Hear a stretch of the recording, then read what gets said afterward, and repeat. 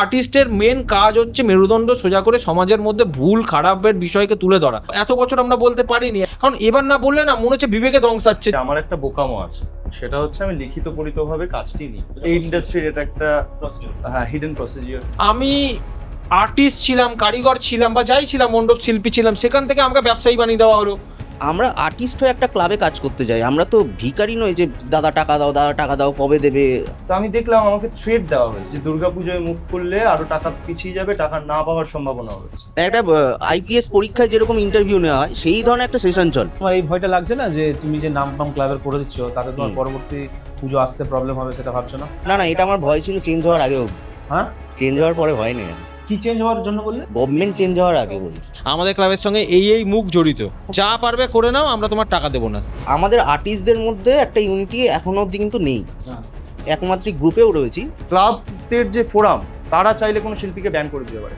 দেখো, একমাত্রিকটা আমি এত বছর ধরে তো ছিলাম, এমনি চালাই কাজ চালাচ্ছে তো এই যেমন আমি যে আর্টিস্টকে নিয়ে সাফার করছি, সে তো একটা মুখ্য মাত্রা। কে? তুমি কিচ্ছু করে দেখাতে পারোনি, এরা তখন বলবে যখন পেমেন্ট ফাইনাল রিলিজ হবে। এবার কারণ কিছু এমন ঘটে, আমি কিছু কলস পাই, কিছু মেসেজেস পাই, তার জন্য আমি বললাম না, আমার প্রতিরক্ষা করা উচিত। ব্লক করে দিল, বললো আর টাকা দেবো না, যা পারবে করে নাও। কেউ কিন্তু আমায় ছাড়েনি, তারা আমার বাড়ি পর্যন্ত দুয়ারে চলে এসছে, বলছে তুমি টাকা পেয়েছো কি পাওনি আমরা দেখবো না। ক্লাব কমিটি কিন্তু তোমাকে যখন ফাইনাল করে কোনো আর্টিস্টকে, তখন একটা কিন্তু কথা হয় কটা অ্যাওয়ার্ড পাবে। এখানে কিছু কিছু অ্যাওয়ার্ড সংস্থাও আছে যারা বলে দেয় একটু রিফ্রেশমেন্টের ব্যবস্থা রেখো। একটা হিডেন দালাল চক্র কিন্তু কাজ করে এখানে, যখন বলো ঠিক আছে? কাজ পাইয়ে দেওয়া।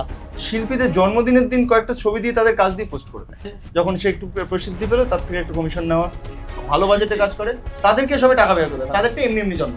উনি এইভাবে প্রচার করিয়ে ওই আর্টিস্টদেরকে পরবর্তী সময় ক্লাবের সঙ্গে জয়েন করান, করিয়ে কাজ তোলান। আর্টিস্টদের থেকে পরবর্তী সময় একটা টোকেন মানি ডিমান্ড করেন। এদের সাথে আমার একটা বচসা তৈরি হয়ে গিয়েছিল, আমার একটা পার্সোনাল লিঙ্ক ছিল, কারণ আমি গাল শুনেছি যখন, আমিও গাল পেড়ে দিয়েছি। তখন দেখি সেই মেসেজটা আমাকে পাঠিয়েছে, তুই আমায় গাল দিয়েছিস, হ্যাঁ, তোর টাকা কি করে পাস আমি দেখে নেবো।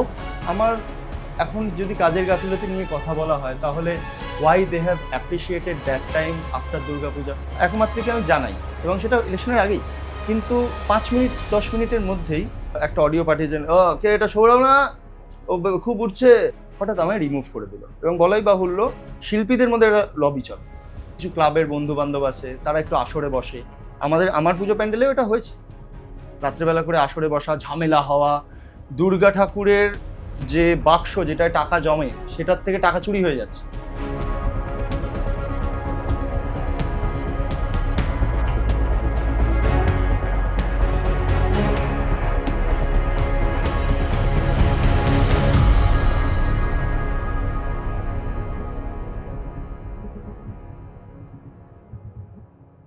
নমস্কার, আমি সোমনাথ। দুর্গাপুজোর এমন অনেক দিন ধরে প্রোগ্রাম করতে করতে কিছু কিছু প্রোগ্রাম, একটা হচ্ছে আমাদের ইচ্ছে হয় যে এই প্রোগ্রামটা করলে সেই অনুষ্ঠানটার একটা দর্শকদের আমি কোনো কিছু জানাতে পারি। যেমন আর্টিস্টকে নিয়ে যখন কোনো কিছু প্রোগ্রাম করি আমরা, সেখানে অনেক তথ্য আমাদের দেওয়ার খুব ইচ্ছা হয় যে কিভাবে এই কাজগুলো হয়, পুজোর কাজ হোক বা সে কীভাবে তার জীবনযাপন করে, সেগুলো নিয়ে তুলে ধরার চেষ্টা করি। কিন্তু এই দুর্গাপুজো নিয়ে যখন আলোচনা করার আমরা এগোলাম, সেই ক্ষেত্রে পরিস্থিতি ডিমান্ড করলো যে আরও কিছু অনুষ্ঠান অটোমেটিক্যালি যেন আসে। কখনো ক্লাব কর্তাদের আমরা নিয়ে এসেছি, কখনো এজেন্সিদের নিয়ে এসেছি। এই যে অনুষ্ঠানটা করছি আমরা, আপনারা খেয়াল করেছেন আমরা কিছুদিন আগে পুজো পাগল বলে একটা সিরিজ চালু করেছিলাম, সেন্টিনেল প্রাইম যেটা বলছি। প্রায় 9 জনের মতন যারা পুজো কলকাতার বুকে তাবড় যারা দক্ষ সংগঠক, তাদেরকে নিয়ে অনুষ্ঠান করেছিলাম। সেখানে প্রত্যেকটা আর্টিস্টকে, প্রত্যেকটা ক্লাব কর্তাকে তুলে ধরেছিলাম যে যারা আর্টিস্ট শিল্পী, সেটা সিনিয়র হতে পারে বা জুনিয়র হতে পারে। এখানে জুনিয়র মানে কিন্তু যারা নতুন এসছে, নতুন মানে ধরুন 5 বছর 7 বছর, তাদের ক্ষেত্রে একটা মানে খবর আমরা শুনতে পাই, প্রচুর মেসেঞ্জারে মেসেজ আসে, ইমেল আসে, তারা কন্ট্যাক্ট করার চেষ্টাও করে যে তারা তাদের টাকাটা ঠিক টাইম মতন পায় না। এবার এটা আমরা, আপনি যখন এপিসোডগুলো দেখবেন এই প্রশ্নটা আমি প্রত্যেককেই করেছি। সেই প্রশ্নটা কেন করেছিলাম, আজকের এপিসোড সেই উদ্দেশ্যেই। আমার সঙ্গে যারা রয়েছেন তারা এই ইন্ডাস্ট্রির, অবশ্যই দুর্গাপুজোকে যেহেতু ভালোবাসে, দুর্গাপুজো একটা আবেগ, সেই উদ্দেশ্যেই তারা দুর্গাপুজোতে নেমে পড়েছে। তারা কিন্তু প্রত্যেকেই ডিজাইন আর্ট এই মানে এই পরিসরেই তারা যুক্ত, তারা চর্চাটাও সেটাই করছে। একজন স্কুলের আর্ট টিচার, একজন ব্র্যান্ড কনসালটেন্ট সেটা ডিজাইন নিয়ে, আবার কেউ এজেন্সিতে আর্ট ডিরেক্টর হিসেবে কাজ করছে। তো তার মানে বুঝতে পারছেন যে আমরা যাদেরকে নিয়ে বসেছি তারা এমনি কোনো যে কেউ নয়, যথেষ্ট তাদের ডিজাইন সম্পর্কে জ্ঞান রয়েছে, অভিজ্ঞতা রয়েছে অনেক দিন ধরে। এবার তাদের এমন তিক্ত অভিজ্ঞতা, আমরা আবার বলছি এই যে অনুষ্ঠানটা আমরা আজকে করব, এটা কোনোভাবেই কোনো ক্লাব কর্তৃপক্ষকে কাঠগড়ায় দাঁড় করাবার জন্য নয়। আমরা অপোজিট সাইডে, যেমন আমাদের সামনে বসে রয়েছে কয়েকজন, তার অপোজিট সাইডে একটা চেয়ার দিয়েছি, এটা সচেতনভাবে, যে যাতে যদি কোনো ক্লাব কর্তৃপক্ষ এই আলোচনার মধ্যে তাদের নাম এসেও থাকে, তাহলে তারাও আমাদের এই আলোচনাতে আসতে পারে, তার জন্য ওয়েলকাম জানাবার জন্যই আমাদের চেয়ার ওখানে একটা সিম্বলিক হিসেবে রাখা রয়েছে। আলোচনার উদ্দেশ্য একটাই থাকবে, কোনো রকম আমরা যে ক্লাব কর্তৃপক্ষ রয়েছে তাদেরকে আঙুল তোলার জন্য নয়, যাতে নেক্সট জেনারেশন যারা আসবে তারা যেন অবশ্যই একটা সুস্থ পরিবেশ তারা পায়, বা কি করলে এখন যেটা চলছে সেটাকে যদি কোনোভাবে চেঞ্জেস আনা যায়, তার মূল উদ্দেশ্য জৈত্রী টিভির আজকের প্রয়াস।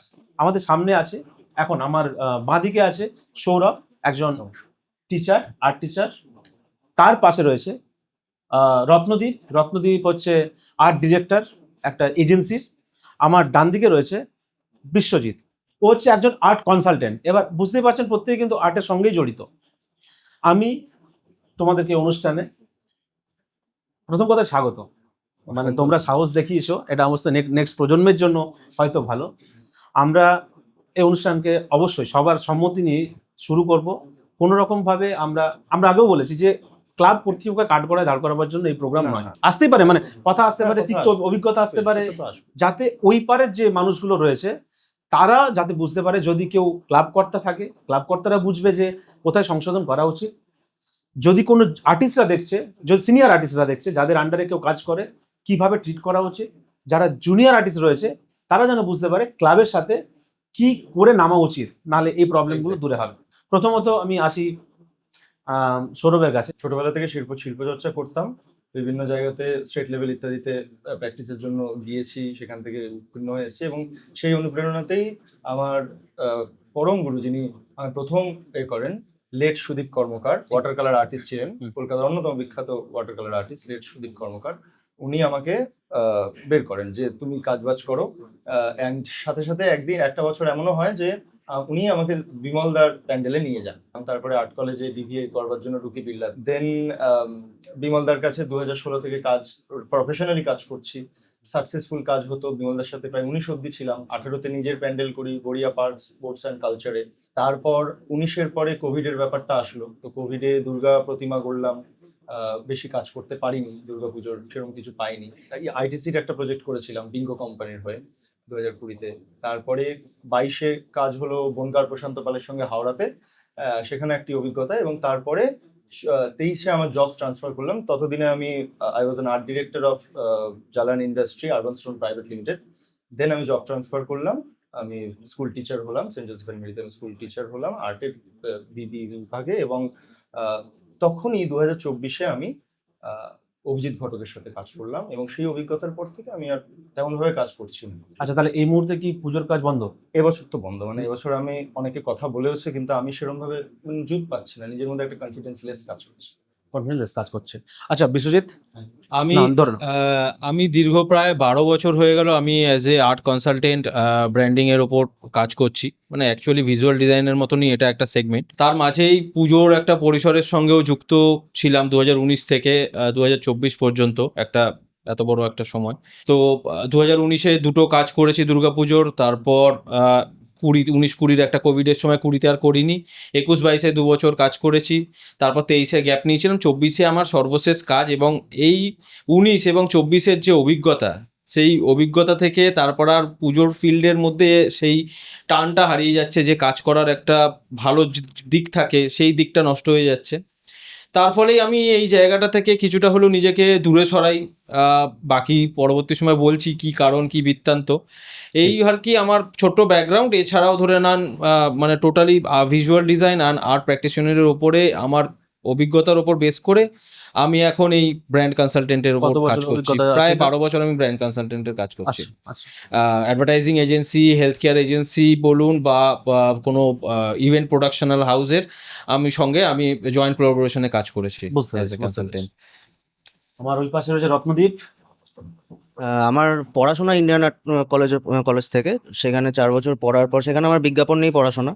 তো তারপর মানে সেই পড়াশোনা করতে করতেই আর কি আমার গুরু অমর সরকার, তো অমর সরকারের সাথে কাজ করা শুরু।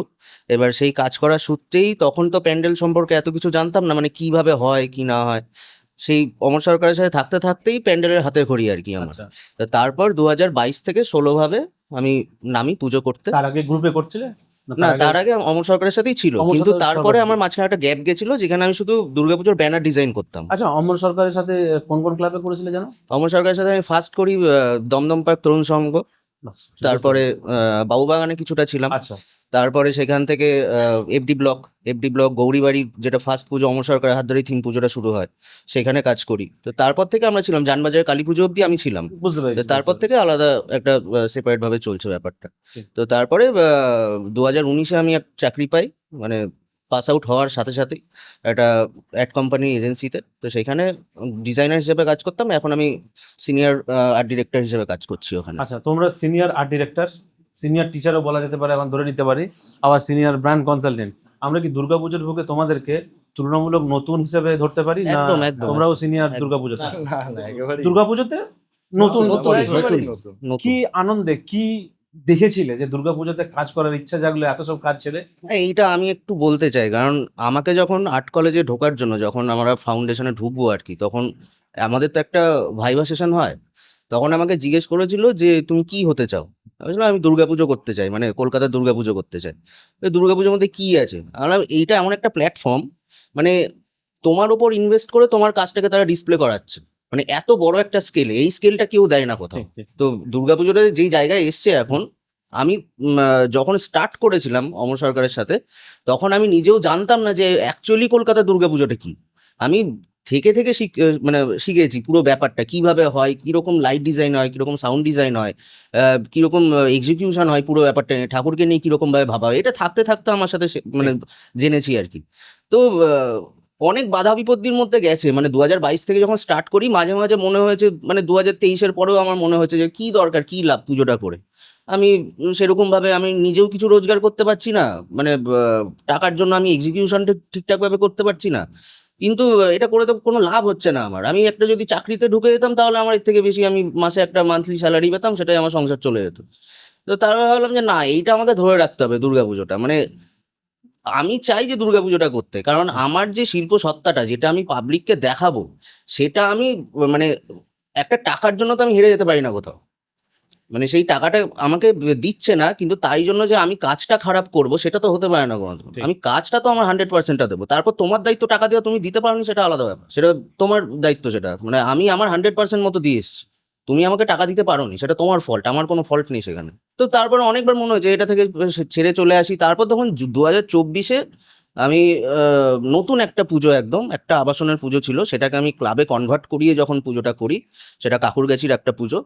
সেই পুজোটাই আমি যেরকমভাবে ফিডব্যাক পাই, তারপর আমি ভেবে নিয়েছি যে আমাকে যে করে হোক আমাকে দুর্গাপুজো চালিয়ে যেতে হবে, কারণ ওই পুজোটা আমাকে যা দিয়েছে, মানে ফিডব্যাক, মানে এত লোকে প্রশংসা করেছে, এত লোকে প্রশংসা করেছে, আর কাজটাও আমি জানি না আমি কাজটা কি দিয়ে আসতে পেরেছি ওখানে, কিন্তু চর্চা হয়েছে প্রচন্ড, মানে যত বড় বড় কম্পিটিশন অ্যাওয়ার্ড রয়েছে আমাদের দুর্গাপুজোয়, মানে লাস্ট টেবিল অব্দি গেছে, আমি এইটুকু বলতে পারি তোমাকে।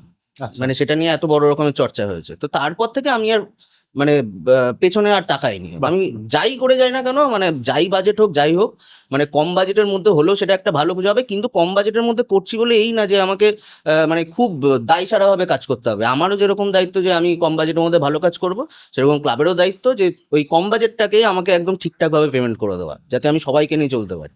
সৌরভকে আমি জিজ্ঞেস করি এবার আসল পয়েন্টে আসি।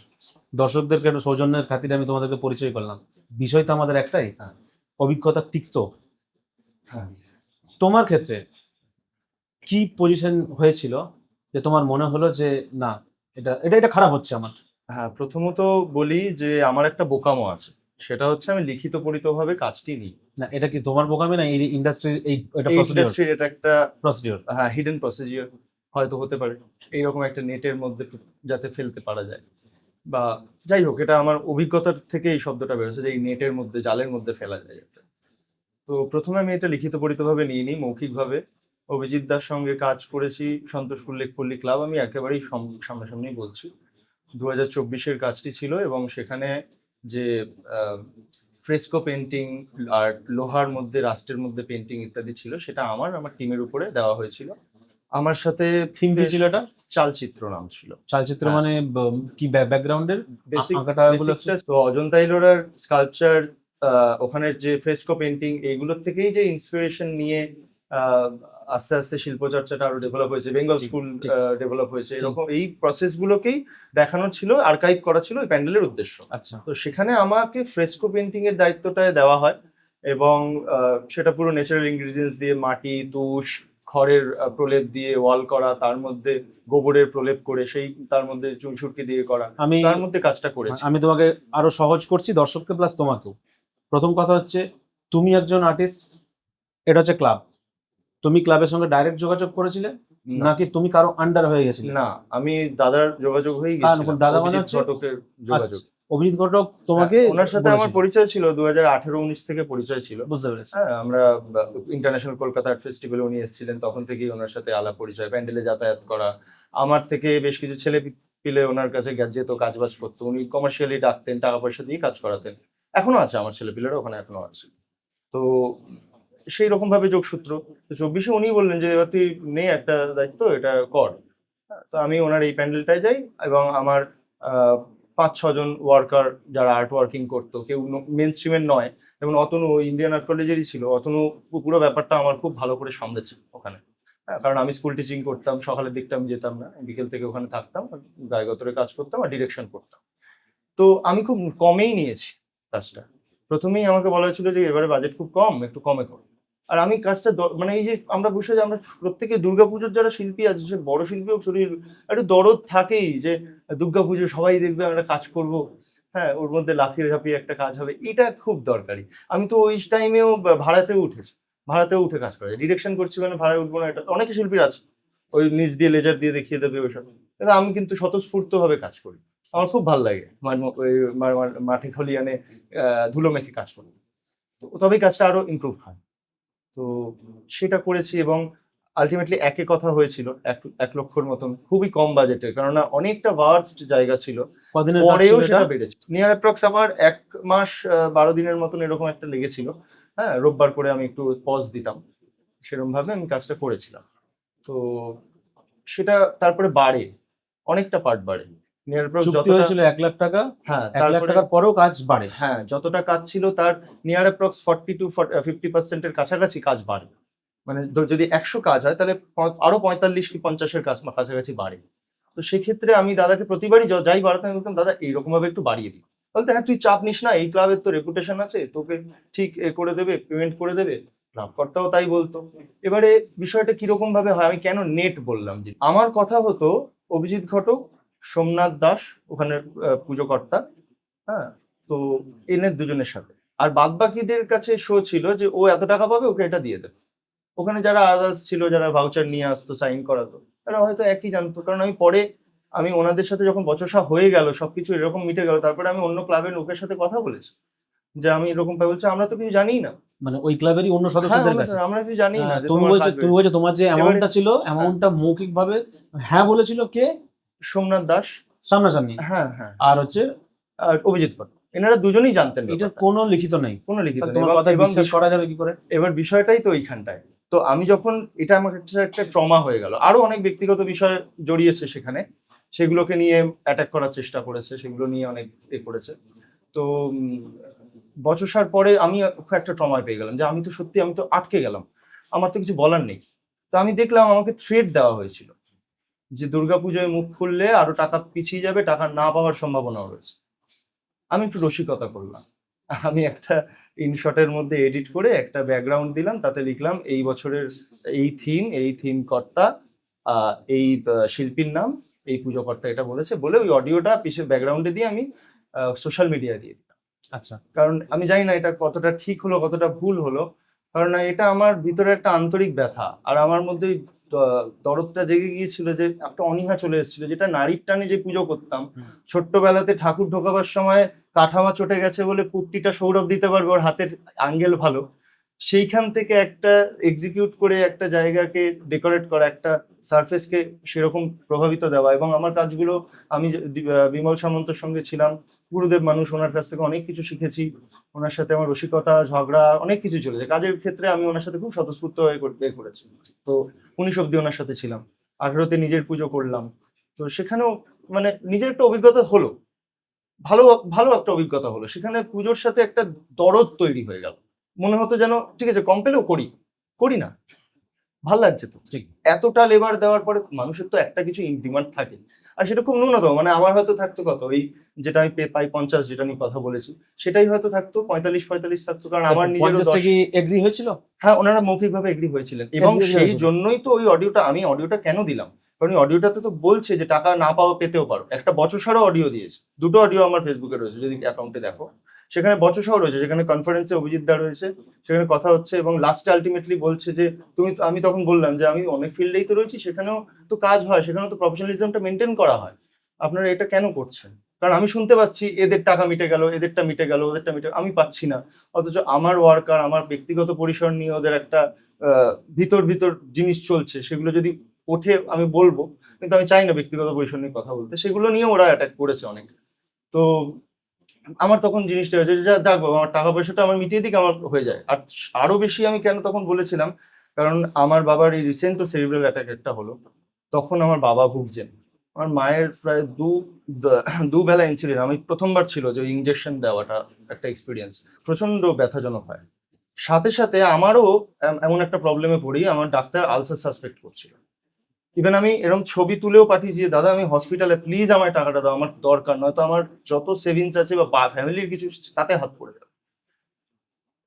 তো তারা উড়িয়ে উড়িয়ে গেছে, হ্যাঁ দেখছি, আমি তো জানতাম না, দাঁড়া আমি ক্লাবকে পাঠাচ্ছি, ক্লাবের লোক এই বলছে, ওই ক্লাবের লোকই দাদাকে অডিও পাঠিয়েছে যে ওকে বলে দিও যে দুর্গাপুজোয় কাজ করলে টাকা পিছিয়েও যেতে পারে, নাও পেতে পারে। সেটা তুমি কি করে জানলে? সেটা আমাকেই অভিজিৎ দাই হোয়াটসঅ্যাপে পাঠাচ্ছে, ও, ক্লাবের লোক audio এই পাঠাচ্ছে। কথা বল, আচ্ছা আচ্ছা। উনি মিডিয়াম হয়ে কাজ করছে, শাহরুখ আমাকে নিয়ে গেছে বলি। তোমার সঙ্গে আর্টিস্টের মানে মেন যে আর্টিস্ট নিয়ে যাচ্ছে তার কোনো দায়বদ্ধতা থাকে না? না তোমার সঙ্গে ডাইরেক্ট ক্লাবের যোগাযোগ এবারে হয়ে গেছে? ওনার সাথে আমার দায়বদ্ধতা, উনি বাজেটটা কথা হচ্ছে সবকিছুতে থাকছে, কিন্তু উনি বলে দিচ্ছে ক্লাবের লোকের থেকে নিয়ে নিন, আচ্ছা, গিয়ে মানে তোমার ভাউচারটা সঙ্গে সাইন করিয়ে দেবে। এবার আমি ওটাই বলতে চাইছি, আমার এই ইন্টারভিউতে আসার উদ্দেশ্যই এটা, আগের জেনারেশন এগুলো ভালো করে বুঝে নিক। আমি বুঝিনি, আমি শুধু হ্যাঁ আমি শিল্প চর্চা করবো, একটা কিছু সৃষ্টি করব, সবাই দেখবে, এটা দিয়েই আমরা প্রথম পা দিই, কিন্তু আমাদের এগুলো আগে বুঝে নেওয়াটা খুব দরকারি, খুব। তা না হলে না ভ্যালুটা থাকে না। আর যে কোনো কিছুর যদি অর্থ না থাকে, ফলের যদি রস না থাকে, ফলের কোনো মর্ম নেই। নহি রসায়তে কিঞ্চিৎ অর্থ প্রবর্তত। আমার কাছে ডাইরেক্ট ক্লাবের তরফ থেকে বা ক্লাব ধরনের যারা রয়েছে তাদের কাছ থেকে ডাইরেক্ট প্রশ্ন আছে, আমি যা বলবো কোট আনকোট প্রশ্ন বলবো, ঠিক আছে? নিশ্চয়ই। আমি আগে রত্নদ্বীপের কাছে চলে যাই। রত্নদ্বীপ, একটু তোমার এক্সপিরিয়েন্স দুর্গাপুজো নিয়ে যা খুবই তোমার তিক্ততা এনেছে। তিক্ততা বলতে অনেক রকমই রয়েছে। এবার প্রথম যখন আমি যেটা ভেবেছিলাম সেটাই ফার্স্টে বলি, যে একটা তো অমর সরকারের ছত্রছায়ায় ছিলাম, যে তারপর আমি ভেবেছিলাম যে এমন একটা ক্লাব থেকে আমি শুরু করতে চাই আমার এককভাবে দুর্গাপুজোটা, যেটা একটু হাইলাইটেড ক্লাব, মানে মোটামুটি একটু হাইলাইটেড ক্লাব, যেখান থেকে আমার জার্নিটা শুরু করব। তাহলে আমি মানে তার পরের যেই বছরগুলোতে কাজ করব তাতে আমার সেরকম কোনো অসুবিধা না হলেও হতে পারে। সেখানেই আমি ফার্স্ট কাজ করি 2022-এ আইটলা যুবকবৃন্দতে। এবার আইটলা যুবকবৃন্দর কাজটা আমি খুবই অল্প টাকায় করেছিলাম, সেটা বাজেট ছিল 5 লক্ষ টাকার মতো।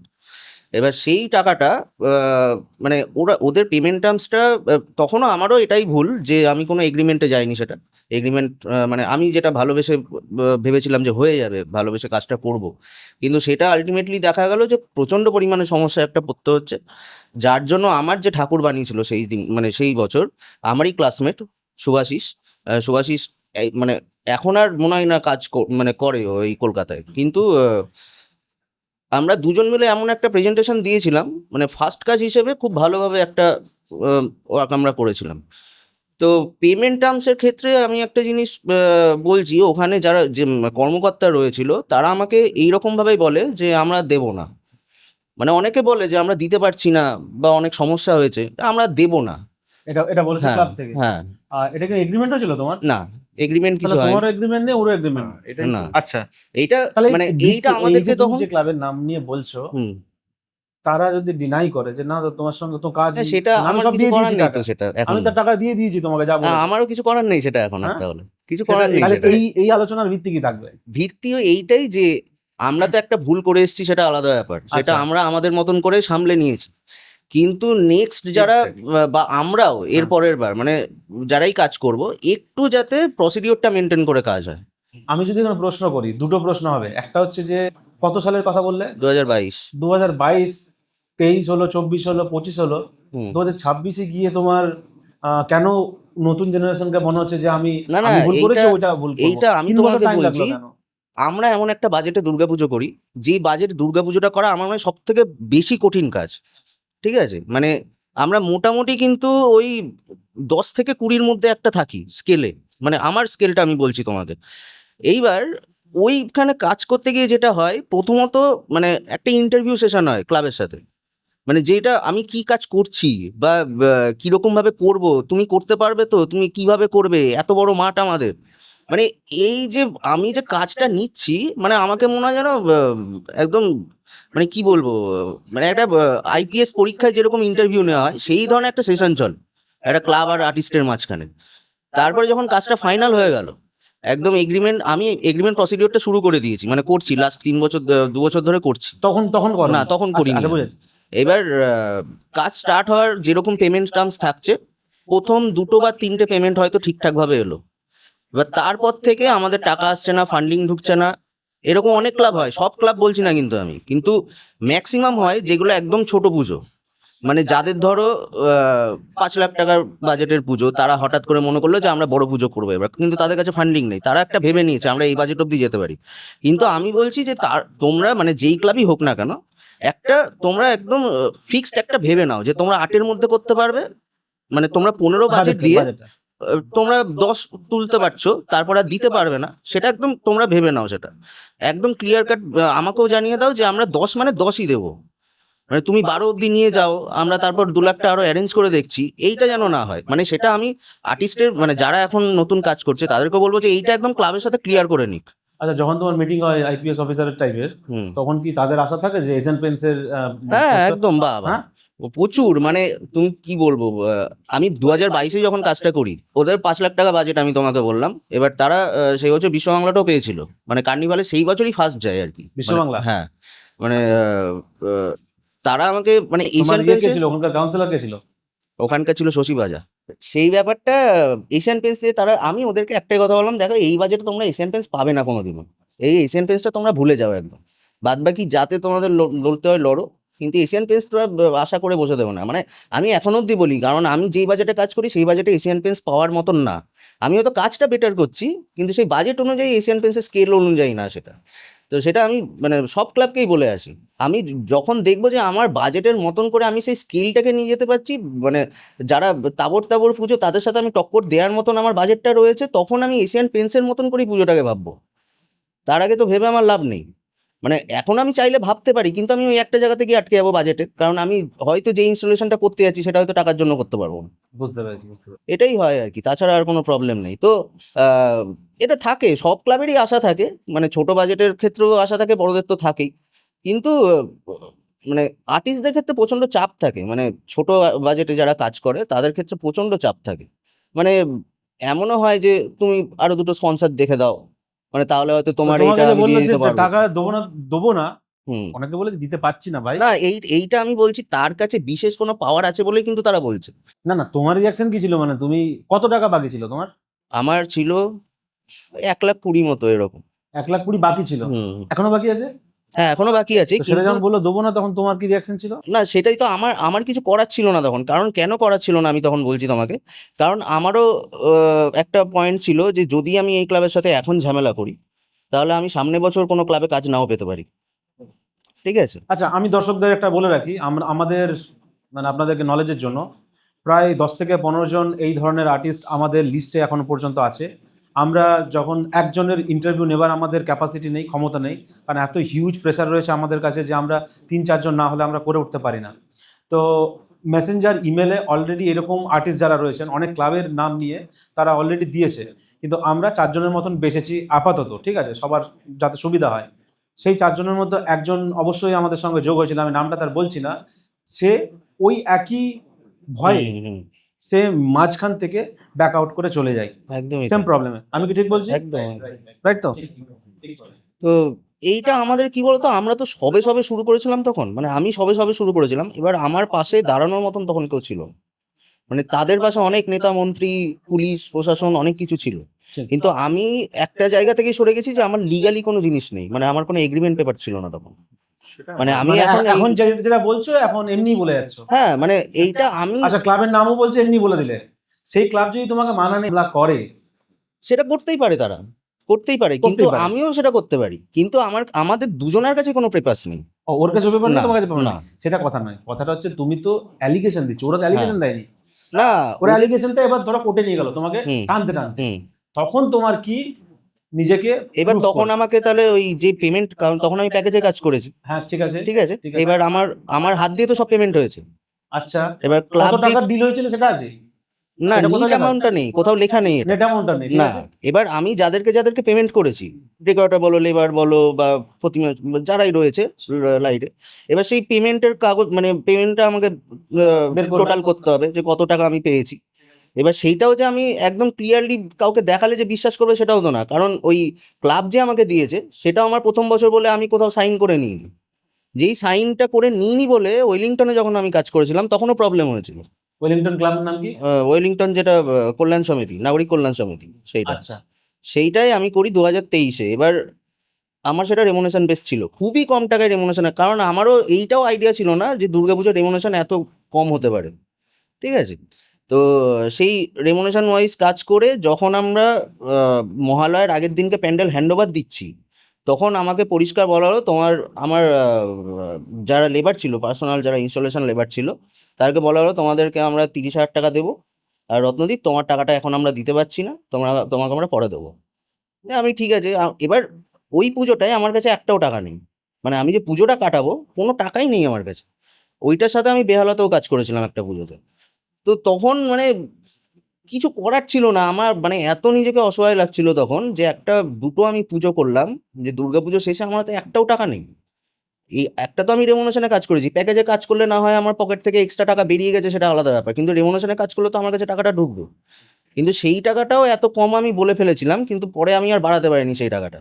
তো তখন এই প্রবলেমগুলো এসেছিল, কিন্তু যেটার পরে তাদেরকে যখন বলি, মানে কালী পুজো বলো বা জগদ্ধাত্রী পুজো অব্দি আমি লেগেছিলাম, তারপর আমি দেখলাম যে এদের পেছনে লেগে আলটিমেটলি কোনো লাভ নেই আর, কারণ আমি টাকাটা ছেড়েই দিয়েছি তখন। মানে আমি একটা কথা বলছি যে আমরা আর্টিস্ট হয়ে একটা ক্লাবে কাজ করতে যাই, আমরা তো ভিখারি নই যে মানে পুজোর পর যে দাদা টাকা দাও, দাদা টাকা দাও, কবে দেবে, আমাদের হয়ে যাচ্ছে, দরকার পড়ছে, খুব আর্জেন্ট দরকার, এইগুলো কতবার বলা যায়। আর কিছু কিছু ক্লাব আছে, কারণ আমিও নিজে পার্সোনালভাবে কাজ করেছি কিছু কিছু ক্লাবে, তাদের পেমেন্ট টার্মস খুবই ভালো, মানে প্রচণ্ড পরিমাণে ভালো, মানে আমিও নিজে এক্সপেক্ট করতে পারিনি যে এত ভালো পেমেন্ট টার্মস হবে তাদের। তাহলে এই যে আলোচনার তার হুম। ভিত্তি শুধুমাত্র তুমি ইয়াং জেনারেশনকে যাতে এই সতর্কতা অবলম্বন হয় একদম সেটা একদম, করার জন্য, একদম। নিজের টাকা ক্লেম করার জন্য, হুম। যে আমি এটা পাবো সে না না, আশায় আমি এখানে ক্লেম তো বসা, করছি না, কারণ আমি ওই টাকাগুলো ছেড়েই দিয়েছি। আশা ছেড়ে দিয়েছি। আমি জানি যে আমি যেই রকম ভাবে কাজ করে যাচ্ছি, আমি হয়তো আরো বড় পুজো পেতে পারি, ছোট পুজো পেতে পারি, আমি কাজ দেখিয়ে সেই টাকাটা আমি মেকআপ করে তোমার ফেলতে এই পারবো। ভয়টা লাগছে না যে তুমি যে নাম পাম ক্লাবের করে দিচ্ছ তাতে তোমার হুম। পরবর্তী পুজো আসতে প্রবলেম হবে, সেটা ভাবছো না? না না, এটা আমার ভয় ছিল চেঞ্জ হওয়ার আগে অবধি, হ্যাঁ, চেঞ্জ হওয়ার পরে ভয় নেই এখন। আচ্ছা, কারণ চেঞ্জ হওয়ার আগে অবধি একটা অন্যরকম সিচুয়েশন ছিল দুর্গাপুজোর মার্কেটটা, হ্যাঁ। কিন্তু তখন আমি অনেককে বলেছিলাম, কিন্তু তখনও কেউ পাশে আসেনি, কি চেঞ্জ হওয়ার জন্য বললে? মানে গভর্নমেন্ট চেঞ্জ হওয়ার আগে বলছি। আমরা অ্যাকচুয়ালি ভাবে, আমি তো বিশেষভাবেই নই, আমার কাছে ভালো কাজটা হলে আমি ভালো কাজটা সমর্থন করি, আমার কাছে যেটা খারাপ কাজ হয় আমি সেটা খারাপ কাজে সমর্থন করব না, এইটুখানি মেরুদণ্ড নিয়ে বাঁচার চেষ্টা করছি। আমি এই জায়গায় বলতে চাই, রত্নদ্বীপের জায়গায় আমি একদম ওর কাছে টুটি পয়েন্ট, আমার কাছেও যখন আমাকে টাকা দেয়নি 2019 সালে দুটি ক্লাবের পুজো করেছি, দুটি ক্লাবেই ওখানকার লোকাল যারা মানে তখনকার পলিটিক্যাল সময় ছিল তারা মানে বলেছিল যে আমাদের ক্লাবের সঙ্গে এই মুখ জড়িত, তো সুতরাং তুমি মানে যা যখন পারবে টাকা করে নিতে- নাও, যখন টাকা যা নিতে পারবে আসবে। করে নাও, আমরা তোমার টাকা দেবো না। আচ্ছা, আমি দক্ষিণ কলকাতা তরুণ সমিতির কাছ থেকে ফার্স্ট পুজো করেছিলাম ওদের ওখানে 2019 সালে, একদম কালীঘাট মহাশ্মশানের অপোজিটে। পুজো পর্যন্ত খুব সুন্দর সম্পর্ক, খুব সুন্দর পেমেন্ট করেছে। পুজোর পর যখন বকেয়া টাকা নিয়ে কথা বলতে যাই, বকটা কতটা থাকে তাও? বকেয়া আমার ছিল ওখানে প্রায় 2,20,000 মতন, 2,20,000। এবং আমাকে তখন যখন বলা হয় যে কিছু টাকা দিয়ে দিচ্ছি, কিছু টাকা দেওয়ার পর ওই 2,20,000 থেকে কিছু টাকা দিয়েছি, দেওয়ার পর বাকি টাকাটা নিয়ে যখন আমি বলতে চাই যে আর কতদিন ওয়েট করবো, 2019-এ কাজ করেছি, কোভিডের সময় 2020 আমি মাফ দিয়েছি তোমাদের, 21-22ও চিল্লেছি, 23 থেকে আমি চেল্লানো বন্ধ করে দিয়েছি, কারণ সেই সময় ওরা যা বললো কথাবার্তা, সাথে আমার মনে হলো যে ওদের পলিটিক্যাল সোর্সের সঙ্গে আমার লড়াই করার ক্ষমতা নেই। আর সত্যি কথা বলতে আমরা যারা নতুন এই লাইনে কে আসছি, বলেছিল? কাজ করছি, ক্লাব কর্তারা বলছে। ক্লাব করতে না, সেক্রেটারি বলেছিল? ক্লাবের সেক্রেটারি না, ওরা পুজোর সেক্রেটারি ছিল, পুজো সেক্রেটারি। ক্লাবের সেক্রেটারি পরবর্তী সময় আমাকে এই কথাটা বলেছে যে জুনিয়র কমিটি ভুল করে তোমাকে বেশি বাজেট বলে ফেলেছে, আমাদের অত বাজেট ছিল না, সুতরাং আমার টাকা জোগাড় করতে সময় লাগবে, সেটা 3 বছর 4 বছর হয়ে যায়, কিন্তু টাকা আমি পাই না। তারপর আমি আশাও ছেড়ে দিই। তুমি বলছো এরপর 2019-এর গল্প শুধু নয়, এটা 2024 আমি যে লাস্ট পুজো করেছি, সেখানেও বেহালা চণ্ডীতলার ওখানে মোড়ের মাথার একটি পুজো, সাবেক কি পুজো করে, 75 বছর ছিল বলে থিম করেছিল, কিন্তু আমার কিন্তু সব নটারি এগ্রিমেন্ট বা ধরো ক্লাব লেটার হেডে এগ্রিমেন্ট এরকম ছিল, তারপরেও কিন্তু এটা হয় না। তার কারণ ওই যে আইনি লড়াইয়ে লড়বে, সেখানেও তো একটা খরচা আছে, একটা ফিজ আছে, সেই ফিজটা বেয়ার করবো কি করে? আমি নিজের পেট চালাবো, নিজের সংসার চালাবো, নিজের জীবিকা চালাবো, নাকি না আমি ওখানে আইনি লড়াইয়ে লড়বো? তো এই ব্যাপারটা দেখতে গিয়ে আমি একটা জিনিস দেখলাম যে শুধু এগ্রিমেন্ট করা বা আপনার না এগ্রিমেন্ট করে কাজ করা নয়, পলিটিক্যাল ইনফ্লুয়েন্সও এখানে একটা কাজ করে খুব বড়োভাবে। এবং যার জন্য এই ক্লাব কর্তারা প্রথমে তো খুব সুন্দর করে কাজটা করিয়ে নেয়, অ্যাওয়ার্ড পায়, আনন্দ করে, ওই প্যান্ডেল লোককে দেখিয়ে বলে আমাদের প্যান্ডেল এত সুন্দর, লক্ষ লক্ষ লোকের ভিড় আসে, সবাই এসে ছবি তোলে, পোস্ট করে, সোশ্যাল মিডিয়ায় খুব আনন্দ হয়। কিন্তু তার ব্যাকএন্ডে শিল্পী বা কারিগর বা যারা কাজ করে ওখানে আর্টিসানরা, তাদের যে জীবনটা কি দুর্বিষহ হয়ে যায় সেটা তারাই জানে যারা এই জিনিসের কন্ট্রাক্ট নেয় বলে। কিন্তু আমি একটা জিনিস মনে করি, আর্টিস্টদেরকে যদি তুমি কন্ট্রাক্টর, ব্যবসায়ী এরকম চোখে দেখো, তাহলে কিন্তু আমার মনে হয় এই দুর্গাপুজোর ইন্ডাস্ট্রিতে এই জিনিসগুলো হলে তো এটা তো আস্তে আস্তে স্পয়েল হতে থাকবে, এটা ইন্ডাস্ট্রিটাকে ডুবিয়ে দেবে। যদি সেই আর্টিসানমূলক কাজ না হয়, যদি সবাই আবার সেই সাবেকি প্যান্ডেলে ফিরে আসে, আর্টিস্টরা কাজ করা বন্ধ করে দেয়, তাহলে দুর্গাপুজোর সেই রমরমা ব্যাপারটা থাকবে কোথায়? তখন ক্লাব কমিটি কর্তারা স্পন্সরশিপ চাইবে কার থেকে গিয়ে? তো এই জিনিসগুলো আমার মনে হয় বন্ধ হওয়া উচিত। এবং হ্যাঁ, রত্নদ্বীপের সঙ্গে, সৌরভের সঙ্গেও একমত, এগ্রিমেন্ট ছাড়া একদমই কাজ করা উচিত নয়। আমি তো বলবো করা উচিতই নয়। ধরো আমি যে কোনো একটা ক্লাবে কাজ করলাম, সেই ক্লাব থেকে আমি টাকা পেলাম না, মানে ধরো 70% পেয়েছি, 30% পাইনি, তারপরের বছর তো আমি আর কাজ করবো না ওই ক্লাবটায়, তারপরের বছর তো অন্য কোনো একটা আর্টিস্ট, এনওসিটা প্রচন্ড পরিমাণে ম্যাটার। এই ক্ষেত্রে এনওসি কোনো আর্টিস্ট মানে আমি যদি এনওসি না দিই এই বছর, আমি ধরো ক্লেম করলাম যে এই বছর আমার টাকা পেমেন্ট করেনি ওরা, আচ্ছা, তো আমি সামনে বছর কাউকে আর মানে অ্যালাউ করছি না কাজ করার জন্য। তুমি কি করে, তোমার সঙ্গে ক্লাবের কি সম্পর্ক? না, আমি তো আর্টিস্ট হিসেবে এনওসি দিতেই পারি। কাকে এনওসি দেবে? আমি ক্লাবের কাছে এনওসি দিচ্ছি। না, প্রসঙ্গটা এনওসি না হয়ে এরকম হতে পারে যে আমাদের এইখানে এটা একদম ভালো টপিক, একদম আর্টিস্টদের মধ্যে কোনো আচ্ছা, কিন্তু তাছাড়াও আমি ওকে বোঝাতে চাইছি, আমি আমি বোঝাতে চাই, যেটা বলতে চাইলো রত্নদীপ, হুম বলতে চাইছে এই যে আর্টিস্ট ফোরাম রয়েছে, হুম। এখানে আর্টিস্ট ফোরাম, হুম তো সেখানে তো সব আর্টিস্টরা যুক্ত। এই একটা ক্লাব যদি টাকা না দিয়ে থাকে, হুম। তাহলে এখানকার সিদ্ধান্ত হবে, এনওসি দেওয়া হবে না যে এখানে আর কোনো আর্টিস্ট গিয়ে ওখানে কাজ না, করবে। আর এটা একটা বলতে জিনিস চাইছে আছে কি? সোমনাথ দা, না, এটা না, আমি জিজ্ঞেস করি এটাই বলতে চাইলে হ্যাঁ যে একদম একদম যে আমি তুমি যদি NOC না দাও, এনওসিটা তখনই দেব যখন আমার সব ক্লিয়ার হয়ে যাবে, ততক্ষণ পর্যন্তই ওই অন্য কেউ গিয়ে কাজ কাজ করতে করবে না। পারবে না। আর আমাদের ফোরাম এটা অ্যাক্টিভ নয়। আচ্ছা, আমি আমাদের ফোরামটাকে বুঝিয়ে দিই। এই ফোরামটার নাম আপাতত কলকাতার একমাত্রিক। একমাত্রিক। হ্যাঁ। কে মেম্বার এখানে? একমাত্রিকের আমি মেম্বার ছিলাম, এখনো রয়েছি মেম্বারটা। রয়েছে। এবার আরেকটা জিনিস যেটা আমি অ্যাড তারা করতে চাই উপাদান এখানে, কমপ্লিট করে দাও, তোমার কাছে আসছে। আরেকটা জিনিস অ্যাড করতে যাই, আমাদের আর্টিস্টদের মধ্যে একটা ইউনিটি এখনো অবধি কিন্তু নেই। কেন নেই? কারণ আমি একমাত্রিক গ্রুপেও রয়েছি, সেই জন্য আমি কথাগুলো বলছি তোমাকে। ধরো মানে এটা কোনো জুনিয়র আর্টিস্ট টাকা পেলো না, বা চুক্তি হলো, পুরো টাকা মানে শোধ করতে পারলো না তারা, পরের বছর মানে আমি তো কাউকে অ্যালাউ করবো না যে, মানে যদি আমরা একসাথেই হয়ে থাকি সবাই মিলে, তাহলে তো আমি তোমাকে অ্যালাউ করবো না যে তুমি যাও আবার কাজ করো, আবার তোমার টাকা মেরে দেবে, তোমাকে তো কোনোদিন বলবো না আমি। কিন্তু আমাদের আর্টিস্টদেরও একটা ব্যাপার রয়েছে, যেটা আমাদের আর্টিস্টদেরকেও ভাবতে হবে, মানে ক্লাবকে নিয়েও ভাবতে হবে, যে আর্টিস্টদের ক্ষেত্রে ভয় এইটাই যে আমি যদি এই কাজটা যদি না করি, ধরো ওই ক্লাব টাকা মারবে আমি জানি, ঠিক আছে, তাও ওই কাজটা যদি আমি না করি তাহলে আমি সংসার চালাতে পারবো না। ঠিক আছে, কারণ আমি তো কিছু একটা টাকা তো পাবো। আমি ধরো দুর্গাপুজোয় মানে এই বছরটা আমার কোনো পুজোই কনফার্ম হয়নি, কিন্তু এমন একটা ক্লাব আমাকে ফোন করেছে যে আমি জানি যে টাকা মারবে। ঠিক ঠিক। ঠিক আছে, কিন্তু আমার তো কোনো উপায় নেই, আমাকে তো করতেই হবে, কারণ আমাকে সংসার চালাতে হবে, কোনো তো উপায় নেই। তাই এই জিনিসটা আমাদের আরো ঠিকঠাকভাবে একটা মেনটেন্যান্সের দরকার। প্রথমে আসি একমাত্রিকের নিয়ে। তার আগে আমার আসা উচিত, আমার মনে হয় যে ক্লাব যারা কর্তা রয়েছে, আমি তাদের হয়ে একটা প্রশ্ন করে দিই। এমনও তো হতে পারে তোমরা যা কমিটমেন্ট করছো সেই কোয়ালিটি হয়তো শেষ পর্যন্ত গিয়ে দিতে পারছো হয়, না হয়, বলেই হয়। তুমি পেমেন্ট পাচ্ছ না। হয়, অনেক সময় অনেক হয়, ক্ষেত্রে হয়। অনেক ক্ষেত্রে হয়। তো তোমাদের ক্ষেত্রেও তো এটা হতে পারে। আমার ক্ষেত্রে তো ওটা এশিয়ান পেন্টসে নমিনেট হয়েছে। আচ্ছা, তোমার ক্ষেত্রে? না, আমার ক্ষেত্রে হয়েছে বলতে আমি 100% দেওয়ার চেষ্টা করি, সেটা আমার মনে হয় যে আমি 100% দেওয়ার চেষ্টা করি। মনে হওয়া তো ধরো বিদেশি ঠিক হয় আছে, না, তো মনে এবার হওয়া তো কোনো হতেই পারে। যেইগুলো আমার কাছে মানে ক্লাবের যখন কাজ আমি কনফার্ম করছি যে আমি কি কি দেবো, তার একটা লিখিত হয়, তার কোনো এগ্রিমেন্টের ব্যাপার নেই যে আমি কি কি দেবো এই কাজটার এটা মধ্যে। লিখিত হয়। হ্যাঁ, যে লাইট ফাইট হ্যানা তানা যারা রয়েছে আর কি, সব নিয়ে একটা কি কি আমি ধরছি, কিরকম ভাবে এক্সিকিউশনটা হবে, সেই এক্সিকিউশনের একটা লিখিত হয়।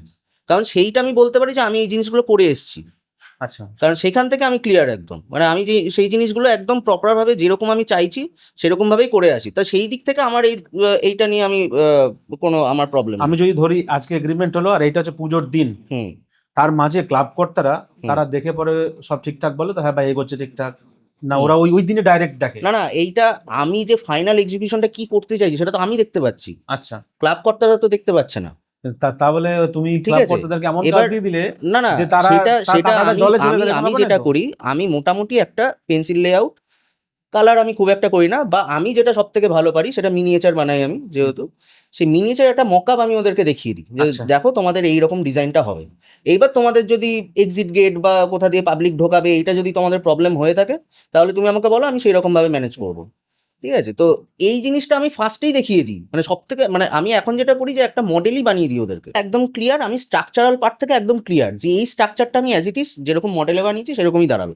আমি কনফিউজড কোনখানটায়, আমি কালার নিয়ে কনফিউজড, কারণ লাইট পড়ার পর কালারটা কিরকম ভাবে হবে, কিরকম ভাবে লাইট অ্যারেঞ্জমেন্টটা হবে, সেটা আমি সেটা সেই ঠিক আছে, জন্য আমি বলছি মিনিমাম একটা হ্যাঁ হ্যাঁ, সেটা 90% সেটা দেখানো হয়। 90% ভিশন যেটা আছে, হ্যাঁ, হ্যাঁ। আমার মনে হয় দুপক্ষেরই একটা Clear থাকা উচিত। clear একদম, থাকা একদম, উচিত। একদম, এটা একদম। আমি এখানে একদম। একটা পয়েন্ট অ্যাড করতে চাই। অবশ্যই অবশ্যই ভাই, অবশ্যই। রত্নদীপের সঙ্গে, মানে রত্নদীপ যে কথাটা বলেছে সেই কথাটাই ঠিক, যে আমরা একটা পেন্সিল স্কেচ দিই বা ধরো একটা মিনিয়েচার করে দিই বা ধরো একটা ডিজাইন করে সেটাকে কালার ফরম্যাট করে Digitally দিই, একটা কিছু বা করে ধরুন দাও। ডিজিটালি অনেক এখন যেটা চলে এসছে 3D হয়, 3D হয়। কিন্তু আমরা 3D করি না, যেহেতু আমাদের বাজেট ওরকম থাকে না হ্যাঁ। পুজোর, আমরা খুব স্বল্প বাজেটে পুজো করি। 3D করতে গেলে তারা একটা খরচা দিয়ে দিতে হয়। হুম, হুম, হুম। কিন্তু এখন বড় শিল্পীরা অনেক 3D করে করে দেখায়।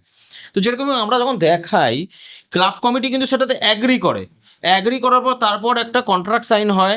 কন্ট্রাক্ট সাইনের মধ্যে সমস্ত কিছু মেনশন থাকে, আমি লাইট করব, সাউন্ড করব, আবহ সঙ্গীত দিয়ে দেবো, আমি ঠাকুর ফাকুর সব নিয়ে। এবং এখানে একটা জিনিস আমি বলি, আমি ছোটদের ক্ষেত্রে মানে যারা জুনিয়র আসছে কাজ করতে নতুন, তাদের ক্ষেত্রে বলি, পুরো প্যাকেজে কাজ করলে কিন্তু সেটা সব থেকে বেশি রিস্ক।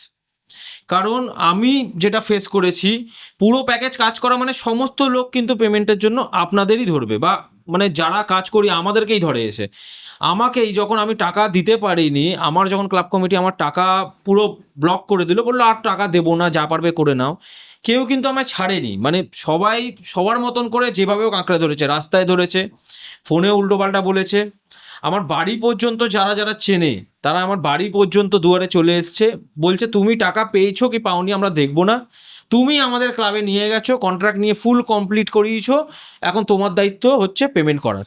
মানে এরকম পরিস্থিতিতে যদি একজন একটা শিল্পী জাতীয় লোক পড়ে, তাহলে তো সে শিল্পী আর ব্যবসায়ীর মধ্যে পার্থক্য রইলো কি? তাহলে তো তোমরা তাকে ব্যবসায়ীর সঙ্গে মিলিয়ে দিচ্ছ, ব্যবসায় এরকম জিনিস হয়। কিন্তু একটা শিল্প চর্চা হচ্ছে যেখানে তোমার ক্লাবের স্পেসকে ইউটিলাইজেশন করা হচ্ছে, একটা স্পেস স্পেসিফিক ইউটিলাইজেশন ইনস্টলেশন আর্টের মাধ্যমে, যেখানে তুমি একটা আর্ট ফর্ম ক্রিয়েট করছো, সেটাকে তুমি ব্যবসায় কনভার্ট করে দিচ্ছ কি করে?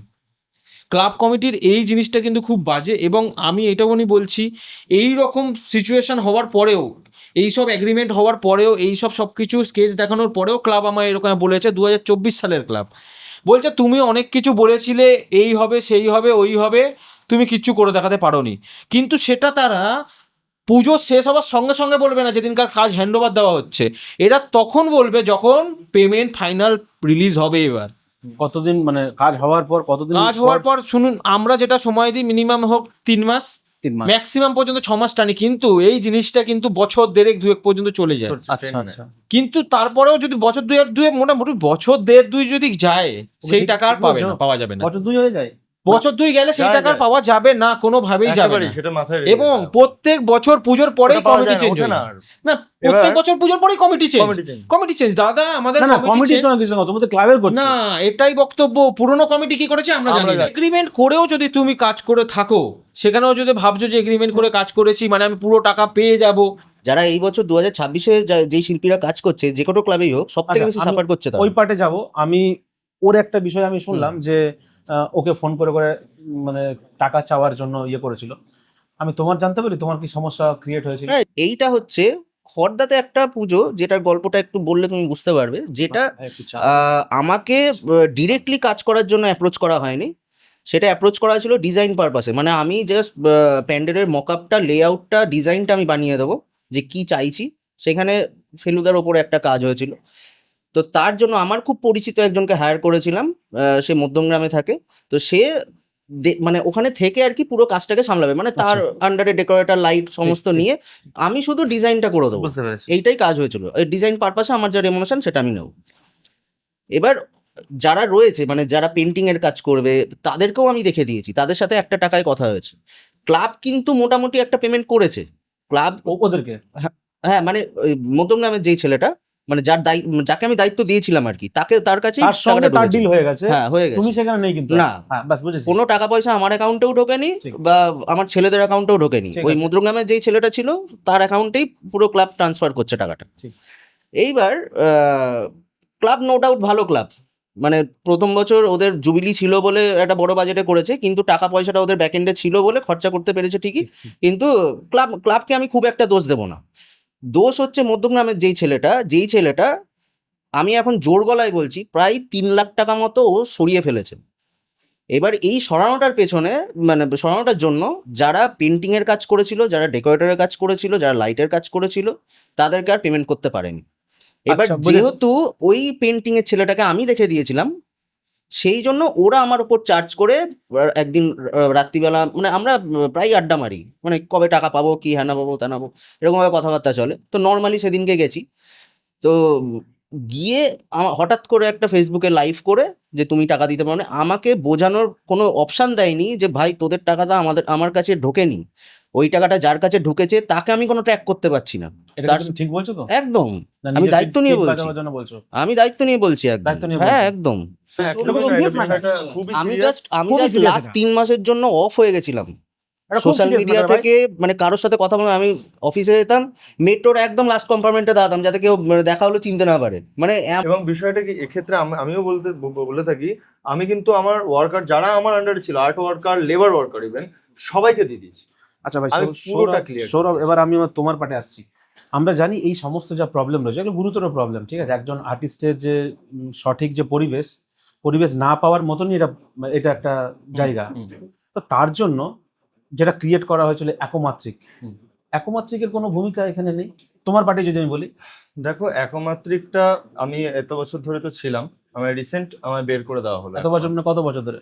একমাত্রিকে আমায় ঢুকিয়েছিল বিমল দা, সম্ভবত 2018। আচ্ছা বিমল দার সাথেই গেছে। আচ্ছা, প্রায় 8 বছরের মতন। হ্যাঁ। বছর। বিমল দার সাথে 8 বছর। অনেকটা পরিসর কাজ করেছে, অনেকটা অভিভাবকের মতন। বাহ, ওনার সাথে আমার খুনসুটি হয়, রসিকতা হয়, একটা আলাদা ব্যাপার। এখনো কথা হয়। না না, বিমল স্যারের মতন হ্যাঁ। মানুষ হবে না, মানে বিমল দা কাঠের জাদুঘর। তো একমাত্রিকে উনি নিয়ে যান আমাকে, একমাত্রিক একটা অংশ হই, মিটিংস দূর একটা হয়, আমরা সেখানে অ্যাটেন্ড করি, সবাই মতামত করে, তারপরে গ্রুপটা হয়ে যায় শুধু good morning, good night, happy birthday, হ্যাঁ, দুর্গাপুজোর শুভেচ্ছা, মহাবলীর কে শুভেচ্ছা। এদের মানে মেন যে যারা, দেখো, মেন বলতে মুখ্য মাথা যারা আমরা যাদের কাজ দেখে বড় হয়েছে, অমরদা, ভবদা, এরা আমি প্রণাম না করছি। না, তারা তো কারণ একটা আমি পদ তাদের দেখে দেওয়া হয়েছে, বড় তাদেরকে হয়েছি। পদ দেওয়া হয়েছে। হ্যাঁ, এমনি চালাই কারা? চালাচ্ছে তো এই যেমন আমি যে আর্টিস্ট নিয়ে সাফার করছি, সে তো একটা মুখ্য মাথা। কে? অভিজিৎ দা। আর অভিজিৎ দা একটা মুখ্য মাথা, সোমনাথ মুখার্জি একজন মুখ্য মাথা, আচ্ছা, আছেন এনারা, রয়েছেন, অনেকেই রয়েছে, ভালো খারাপ মিশিয়েই রয়েছেন। যেমন অভিজিৎদের সাথে আমার একটা বচসা তৈরি হয়ে গিয়েছিল, আমার একটা পার্সোনাল লিঙ্ক ছিল ওই বছরই যখন আমি এতে কাজ করছি, চালচিত্র সোমনাথ দাদের ক্লাবে, সন্তোষপুর লেকপল্লী, সেই বছর আমি ওনার আরেকটা প্যান্ডেলে আমার অনেকে যায় ওয়ার্কার, তো পরবর্তীকালে যখন টাকাটা আটকে যায় আমি তখনই চাই, এবং ওটা একটা পার্সোনাল একটা জায়গা তৈরি হয়ে যায় আমার ব্যক্তিগত জীবনের সাথে অনেকটা হয়, এবং সেখান থেকে আমার বচসা তৈরি হয় যে তোরা তুই কাজ করছিস বা তোকে এরকম ভাবে টানছে, আমার টাকাটা আটকে রেখেছে, হাউ ইউ ক্যান গো, এরকম একটা বচসা তৈরি হয় তার সাথে পার্সোনালি, যাকে আমি 78 গলিতে কাজে ঢুকিয়েছিলাম। তো সে কোনো মেসেজ আমি গাল দিয়েছি, কারণ আমি গাল শুনেছি যখন আমিও গাল পেড়ে দিয়েছি একেবারে, একদম সত্য। আর আমি মিথ্যা বলার আমার কোনো অভিপ্রায় নেই এখানে, কারণ আমি যখন সাফার করছি, I am suffering with my second stroke having father, my mother was taking insulin 2 times in a day, আর আমাকে এই ডাক্তার সাসপেক্ট করছে আলসার হয়েছে কিনা। আমার এরকম ছবি রয়েছে, আমি ছবি তুলে পাঠিয়েছি, দাদা স্যালাইন দিয়েছে তুমি, আমার সত্যি টাকার দরকারি, নয়তো এবারে ফ্যামিলি সেভিংসে হাত করবো। বুঝতে পারছি। হ্যাঁ, তো আমি তখন বচসার জায়গা তৈরি, মাথা ঠিক না থাকাতে আমিও গাল পেড়ে দিয়েছি।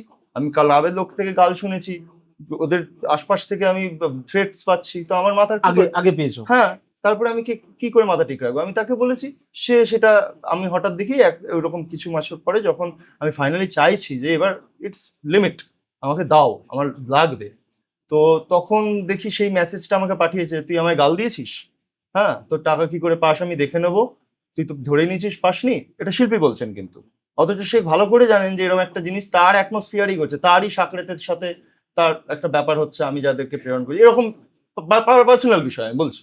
সেইগুলো ইভেন তাহলে ভাবা যায় যে একটা public platform, public art practice, যেখানে ব্যবসাও আছে, ফেমও আছে, যেখানে শিল্প চর্চা আছে, ফিলোসফিস আছে, দর্শন আছে। একজন শিক্ষক হিসেবে আমি দর্শনের ভ্যালুটা বুঝি। যেখানে দর্শন আছে, যেখানে জীবিকা আছে, যেখানে মুঠে মজদুর থেকে শুরু করে শিক্ষিত মানুষরা উপার্জন করতে পারছে, যেখানে সবাই মিলে আনন্দ করতে পারছে, সিঁদুর খেলতে পারছে, সেলিব্রেট করতে পারছে that life what we are having by the goddess Durga, সেই পুজোর প্ল্যাটফর্মে এরকম একটা নোংরা পলিটিক্স হতে পারে ব্যক্তিগত পরিসরকে নিয়েও। এটা তুমি চাইছো না? এটা কখনোই কেউ কোনো শিল্পী চাইবে না। মানে তুমি চাইছো এইগুলো সব এইগুলো নোংরা যাতে না থাকে, এগুলো না হওয়াই ভালো।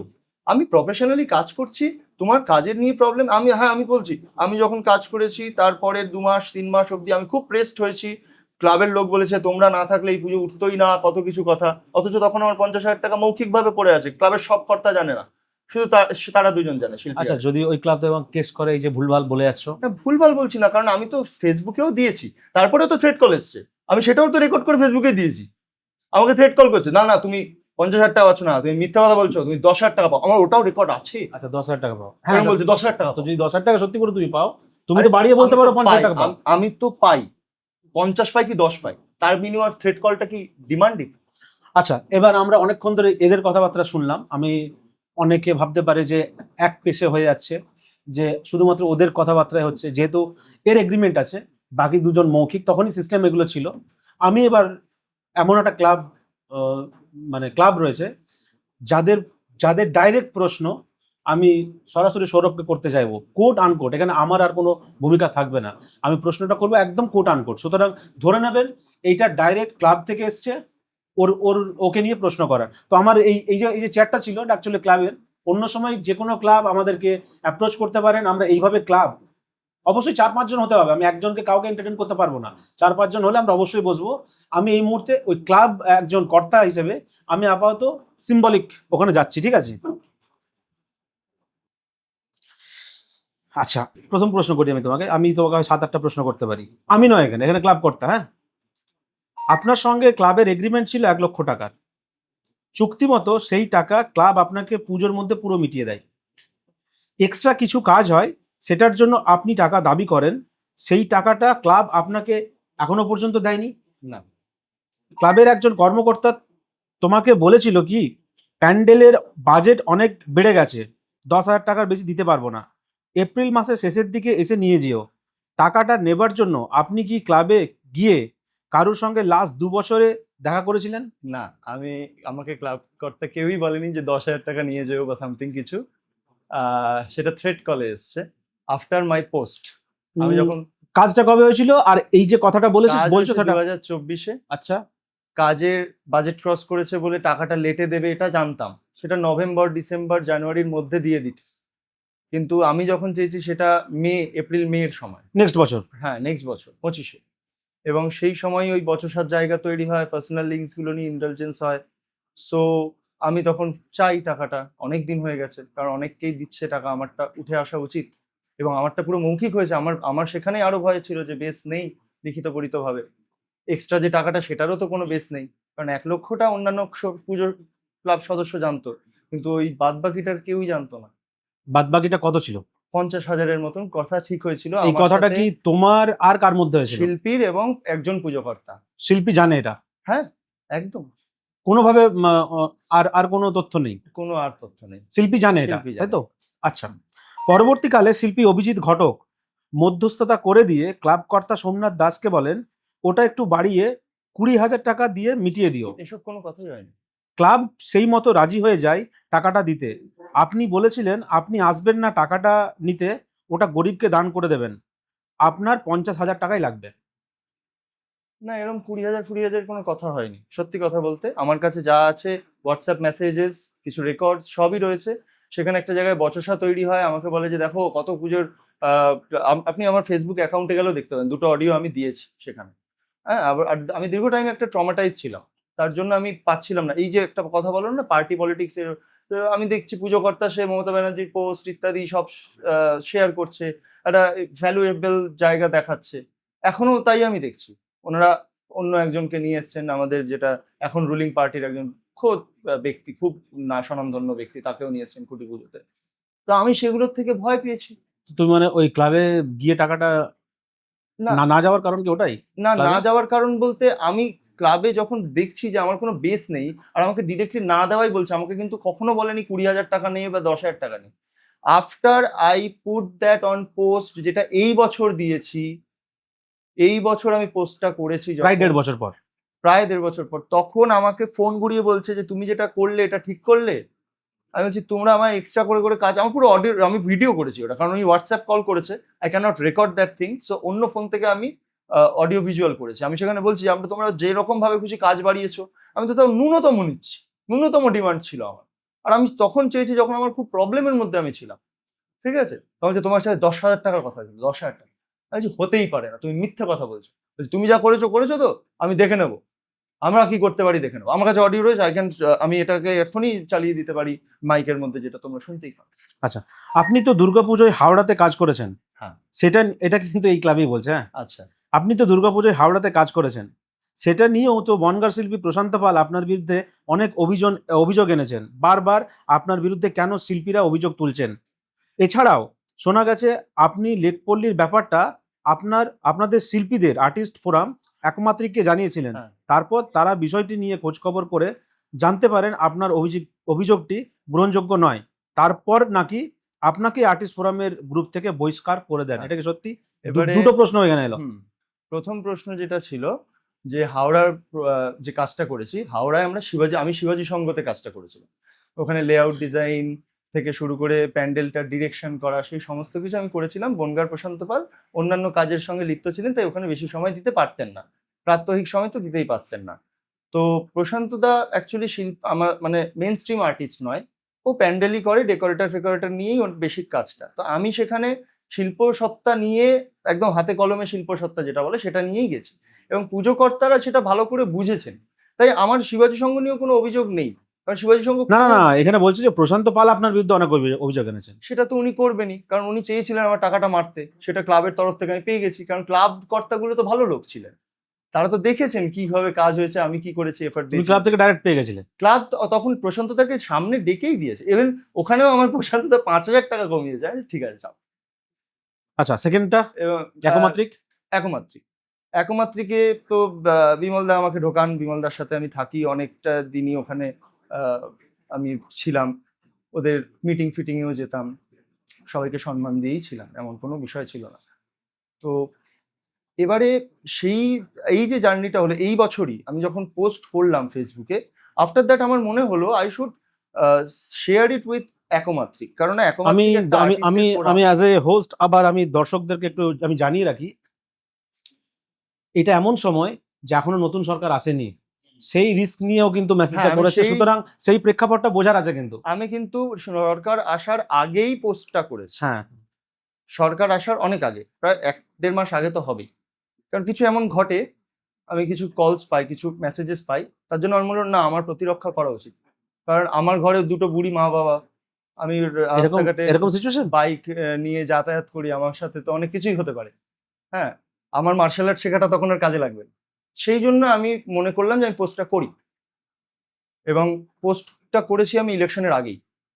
ইলেকশনের সময়টা, এই পিরিয়ডটা গরম গরম এটা চলে, এবং তখন আমার কাছে থ্রেট আসে, ওই ফোনটা থ্রেট কলটা আসে। দেন অভিজিৎ দাও আমাকে মেসেজ করেন যে অনেক বছর ধরে তোরই পাঠানো ছেলে আমার কাছে কাজ করছে, জনপ্রিয় বলে একটা ছেলে, হ্যাঁ, সে কেন করছে, টাকা না পেলে করে না, তুই বেশি করে করিস না, আমরা মুখ খুললে খাচ্ছে চাপ হয়ে যাবে। হলো মুখ হলো। আমার নিজের শিল্পসত্তা, আমার গুরুদেব, বর্তমানে আমি ডক্টর সুবিমলেন্দু বিকাশ সিনহার শিষ্য, তিনি আমায় শিখিয়েছেন রবীন্দ্রনাথের শেষের কবিতার ওই লাইনটা, আকাশেতে আমি উড়েছিল রাখি নাই মোর উড়িবার ইতিহাস, তো উড়েছিল এই মোর উড়িবার, আমি পড়েছিলাম, ওটা আমার মজা।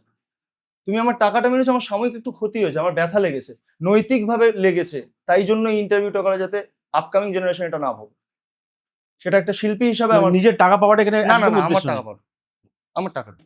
একটা কথা জাস্ট এখানে বলার, আমরা কিন্তু এখানে যারা তিনজন যে বসে আছে, রত্নদীপ, সৌরভ, আমরা কিন্তু কেউ এখানে এরকম কোনো বিষয় নিয়ে কথা বলতে আসিনি। সোমনাথদার সঙ্গেও কথা বলেছে এই বিষয় নিয়ে, যে আমাদের কাছে টাকা পয়সাটা ডিমান্ডিং নয়।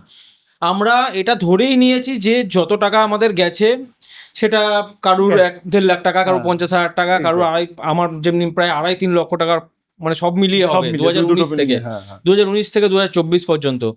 এই টাকাগুলো আমরা রিকভারি পাবো না, কারণ এই কমিটি চেঞ্জ, এই পলিটিক্যাল অ্যাঙ্গেলাইজেশন, এই সরকার চেঞ্জ হয়ে গেছে বলে পুরো ক্লাবের মধ্যে একটা সিনারিও চেঞ্জ হয়ে গেছে। এরপর আর টাকা পাওয়ার কোনো আশা আমাদের নেই।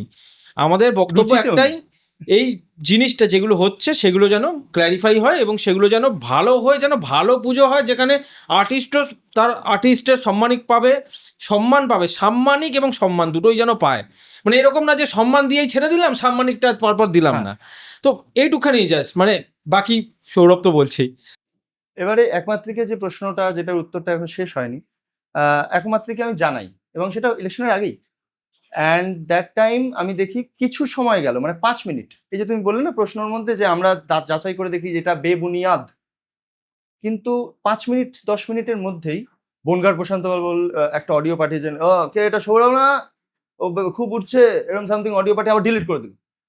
দেন দেখলাম আমাকে সোমনাথ মুখোপাধ্যায়, আমার থেকে বয়সে বড় হন, হঠাৎ আমায় রিমুভ করে দিল। এবং বলাই বাহুল্য, শিল্পীদের মধ্যে একটা লবি চলে, শিল্পীদের একটা কয়েকটা শিল্পী, একটা বন্ধু, তাদের কমন কিছু ক্লাবের বন্ধু বান্ধব আছে, তারা একটু আসরে বসে। আমার পুজো প্যান্ডেলেও এটা হয়েছে, রাত্রেবেলা করে আসরে বসা, ঝামেলা হওয়া, দুর্গা ঠাকুরের যে বাক্স যেটায় টাকা জমে, সেটার থেকে টাকা চুরি হয়ে যাচ্ছে। আমার ছেলেপিলেরা রাত বিরেতে বাইরে বেরিয়ে গেছে, দাদা আমরা ভয় পাচ্ছি যে আমাদের উপর না এলিগেন্টকে চাপিয়ে দেয়। শিল্পীরই ডান হাত বাঁ হাত তারা নেশা ভাঙ করে এরকম কাজ করে। তো এসব হতো। এখানে একটা ম্যাটার আছে, এটা জানি না তোরা আমার সাথে একমত হবি কিনা, ক্লাবদের যে ফোরাম, তারা চাইলে কোনো শিল্পীকে ব্যান করে দিতে পারে। এইখানে এইখানে এইখানে সৌরভের পরিপ্রেক্ষিতে একটা কথা বলি, যে এই ক্লাবদের যে ফোরাম আছে, আমাদের সঙ্গে তিনজন যে আজকে বসে আছি, এই সিটটা তো খালি আছে, কারণ এখানে একজন বসার কথা ছিল, যেটা সোমনাথদা বলেছে, সে ব্যাকআউট করেছে। জাস্ট মানে এই আজকের কথোপকথন হওয়ার ঠিক আগেই ব্যাকআউট করেছে, যে সে বলেছে যে সে কোনোভাবে এই প্রাসঙ্গিক বিষয়টার সঙ্গে যুক্তি রাখতে পারবে না, বা তার মনে হয় থাকতে পারবে না, তার খুঁটি পুজো আছে, এরকম কিছু ব্যাপার দেখিয়ে সে চলে গেছে।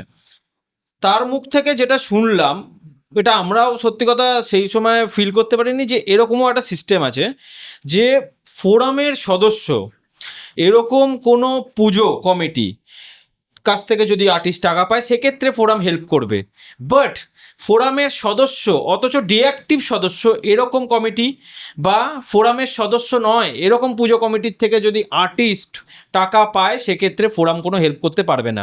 আমার মনে হয় যে এই লজিক্যাল দিকটা কোনোভাবে দিক নয়, এটা কোনো লজিক না, এটা কোনো লজিকই নয়। কারণ ফোরাম তৈরি হয়েছে দুর্গাপুজোর জন্য, আমাদের যে আর্টিস্ট ফোরাম একমাত্রিকা তৈরি হয়েছে দুর্গাপুজোর জন্য। এই ফোরামগুলো কিন্তু আগে ছিল না, ঠিক। যখন দুর্গাপুজো এই বৃদ্ধিতা একদমই লাভ তাই। করে, যখন দুর্গাপুজো সার্বজনীনের দিকে পৌঁছায়, তার ঠিক আগের দোরগোড়ায় দাঁড়িয়ে ফোরাম এবং বাকি যে আরও একমাত্রিকা সংগঠন, এই সংগঠনগুলো তৈরি করা হয়। এরা সংগঠন তৈরি হয়েছে কি অ্যাঙ্গেল একটাই, যে দুর্গাপুজোকে আরও বড় করা, গ্লোবালাইজেশন করা, আরও যাতে মানুষজন এই একটা গ্লোবাল যে আর্ট ফর্ম তৈরি হয় কলকাতাতে, যে একটা পুরো আর্ট কালচারের একটা ফেস্ট হয়ে দাঁড়ায়, সেই ফেস্টটাকে যারা আরও বড় করা যায় তার একদম জন্যই না তাই, তৈরি। একদম তাই। তো সেখানে যদি বলে একটা ক্লাব এসে যে ভাই তোমার ক্লাব কমিটি আমার ডিঅ্যাক্টিভ সদস্য, তাই আমি তোমার হয়ে কথা বলতে পারবো না, তো এটা মানে একটা আনজাস্টিফাইড জিনিস, একটা মানে অযৌক্তিক কথাবার্তা। আমার মনে হয় যে যে কজন ফোরাম আছে, আর্টিস্ট ফোরাম হোক বা দুর্গাপুজো ফোরাম হোক,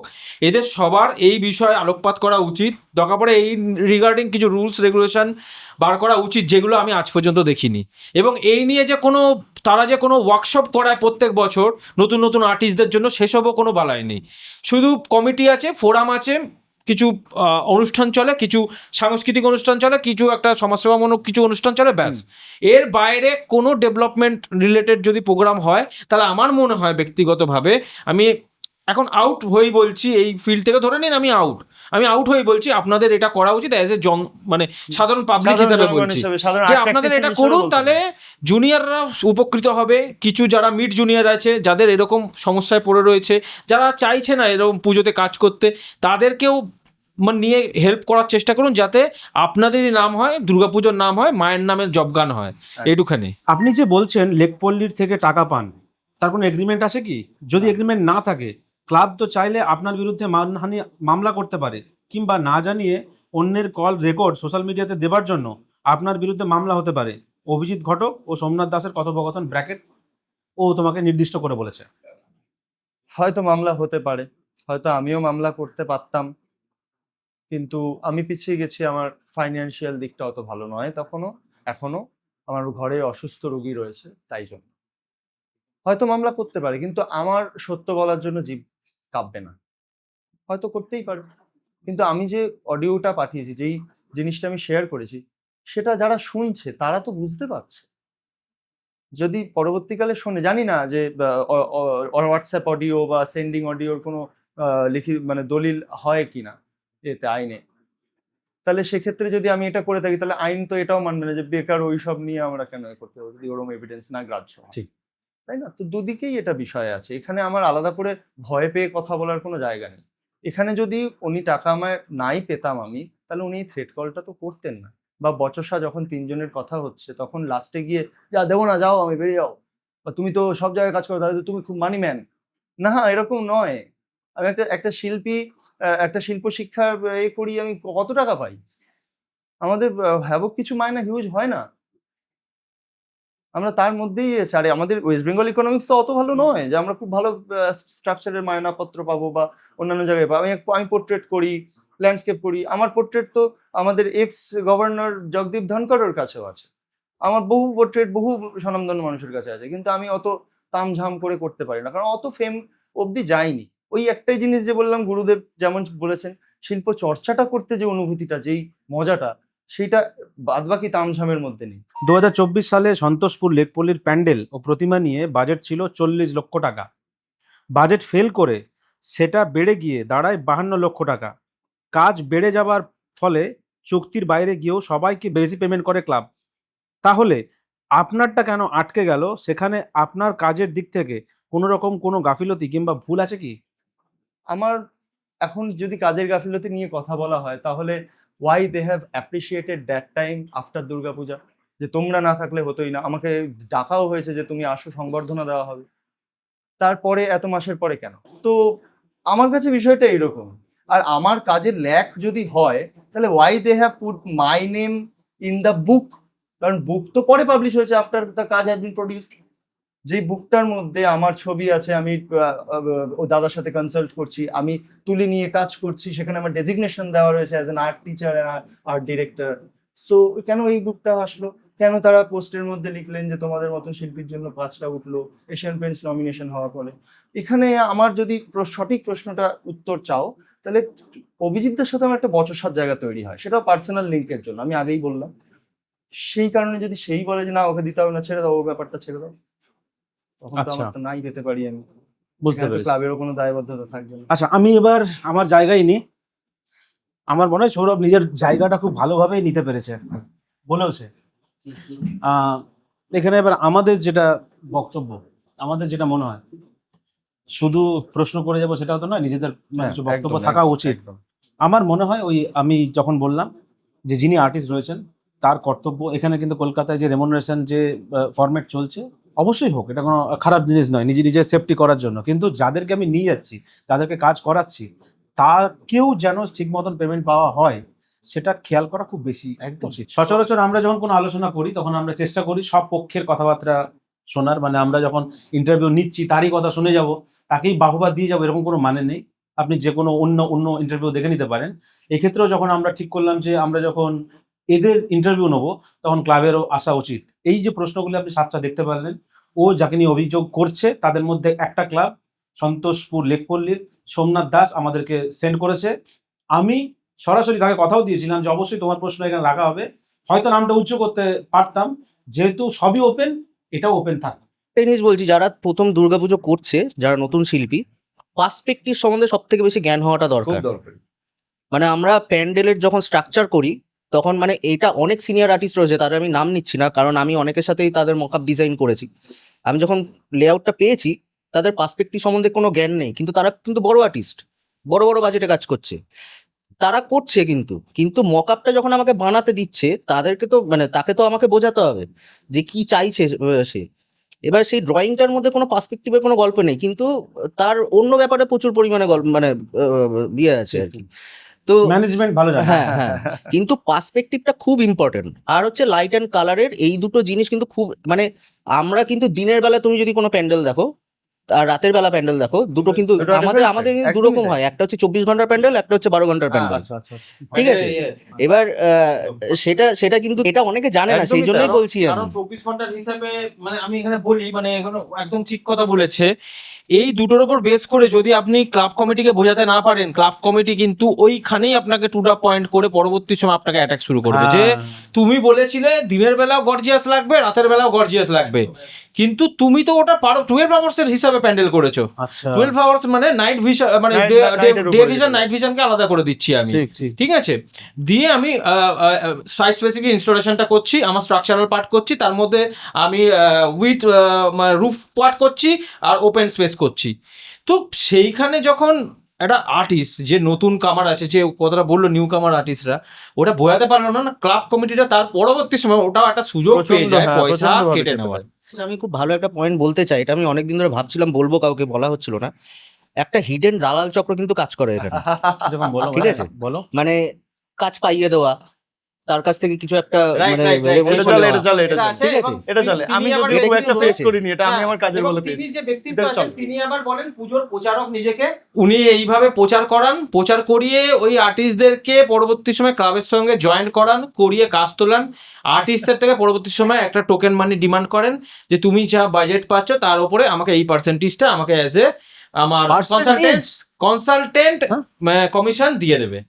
এটা কি সত্যি? এটা হয়, এরকম হয়, এরকম। অত এটা দিকে আমি ভালো এটা বলে, পাইনি। আমি নিজে দেখেছি, এটা আমি অনেক জায়গায় হয়েছে, এটা কারণ হয়, এটা হয়। এই ফাঁদে যারা পা দেবে তাদের কিন্তু পুজোর কোনো ভবিষ্যৎ নেই আর। টাকা আমার পাপের যাবে, মানে যাবে, এইটা টাকা আমার যাবে মানে guarantee। এই ক্লাবগুলো কিন্তু মানে অ্যাটাক করতে শুরু করবে ওই আর্টিস্টকে তখন। মানে এইরকম সিচুয়েশন গুলো মানে হয়, মানে আমরা জানি না, মানে অনেকেই জানি না হয়তো। বহুজন মানে এইটা আমি এরকম 22 ভাবে থেকেই চলে। করছি, মানে 2000 পুজো 22 থেকে একা করছি, এত বছর কাজ করলাম, মাঝখানে কেউ ছিল না। কিন্তু যখন আমি 24-এর কাজটা ভালো করে ফেললাম, যখন হিট হয়ে গেল একটু, তারপর থেকে কিন্তু এগুলো শুরু হতে যেত, কিন্তু আরে, এগুলো করতে দিই এইটাকে এটাকে আমি একটা সার্ভিসেসও তো বলতে পারি না, এটাকে দালাল বলতে পারি। দালালি বলো, সার্ভিস কি করে বলবো? এটা তো এটা সার্ভিস না। একটা না, শিল্পী এটা কাজ তো চলে গেল করবে পুজোর একজন। দালাল। এরপর আমি একটা কথা বলছি, অ্যাওয়ার্ডের দালাল। না, আমার বক্তব্য হচ্ছে ক্লাব কমিটি কিন্তু তোমাকে যখন ফাইনাল করে কোনো আর্টিস্টকে, তখন একটা কিন্তু কথা হয় কটা অ্যাওয়ার্ড পাবে, আমাকে First বলো এই। তুমি কটা অ্যাওয়ার্ড পাবে তোমার এই বা প্রমুখ পুজো, award। বা অমুক নামের ক্যাটাগরির অ্যাওয়ার্ডটা পাবে কিনা, যেটা সব থেকে নামি 3-4-5টা নাম বলবে, ওগুলো পাবে কিনা। ওগুলোতে যারা পুরস্কার পাচ্ছে বিগত বছরে, তাদের যে বাজেট আর তোমার বাজেট তার 10%ও নয়, তা তুমি কি করে বলছো যে তুমি অ্যাওয়ার্ড পাবে? এবং আর একটা ব্যাপার আছে, হয় তুমি তোমার কিছু রেমুনারেশন থেকে একটা কোনো সংস্থাকে ফিট করো, যে 4-5টা অ্যাওয়ার্ড বেনামি, কম দামি, মিডিয়াম ক্যাটাগরির আচ্ছা। অ্যাওয়ার্ডকে ঢুকিয়ে দেবে ওখানে পয়সার বিনিময়ে। আচ্ছা, এটা হয় 25,000, 30,000, 40,000, 50,000-এর প্যাকেজ আছে অ্যাওয়ার্ডের। মানে আমি এটা অন দ্য ক্যামেরা বলছি, মানে আমার সঙ্গে নিজের সঙ্গে ঘটেছে। ক্লাব আমায় বলেছিল 2024-এ আমি লাস্ট পুজো করেছি, সেখানেই বেহালার যে ক্লাবটির পুজো করেছিলাম চণ্ডীতলার ওখানে, তারা বলেছিল, ঠিক আছে, আমি ওইটা মানিনি, আমি ওইসব করিনি। তার কারণ আমার যেটা মনে হয়েছে, যদি অ্যাওয়ার্ড পাওয়ার হয়, যদি আপনার কিছু পাওয়া হয়, ফ্রি অ্যান্ড ফেয়ার আপনি কাজে পান, হ্যাঁ। তাতে হলে হবে, নাচে আমার দরকার নেই। আমার দরকার হচ্ছে মানুষের পুরস্কার। সেটাই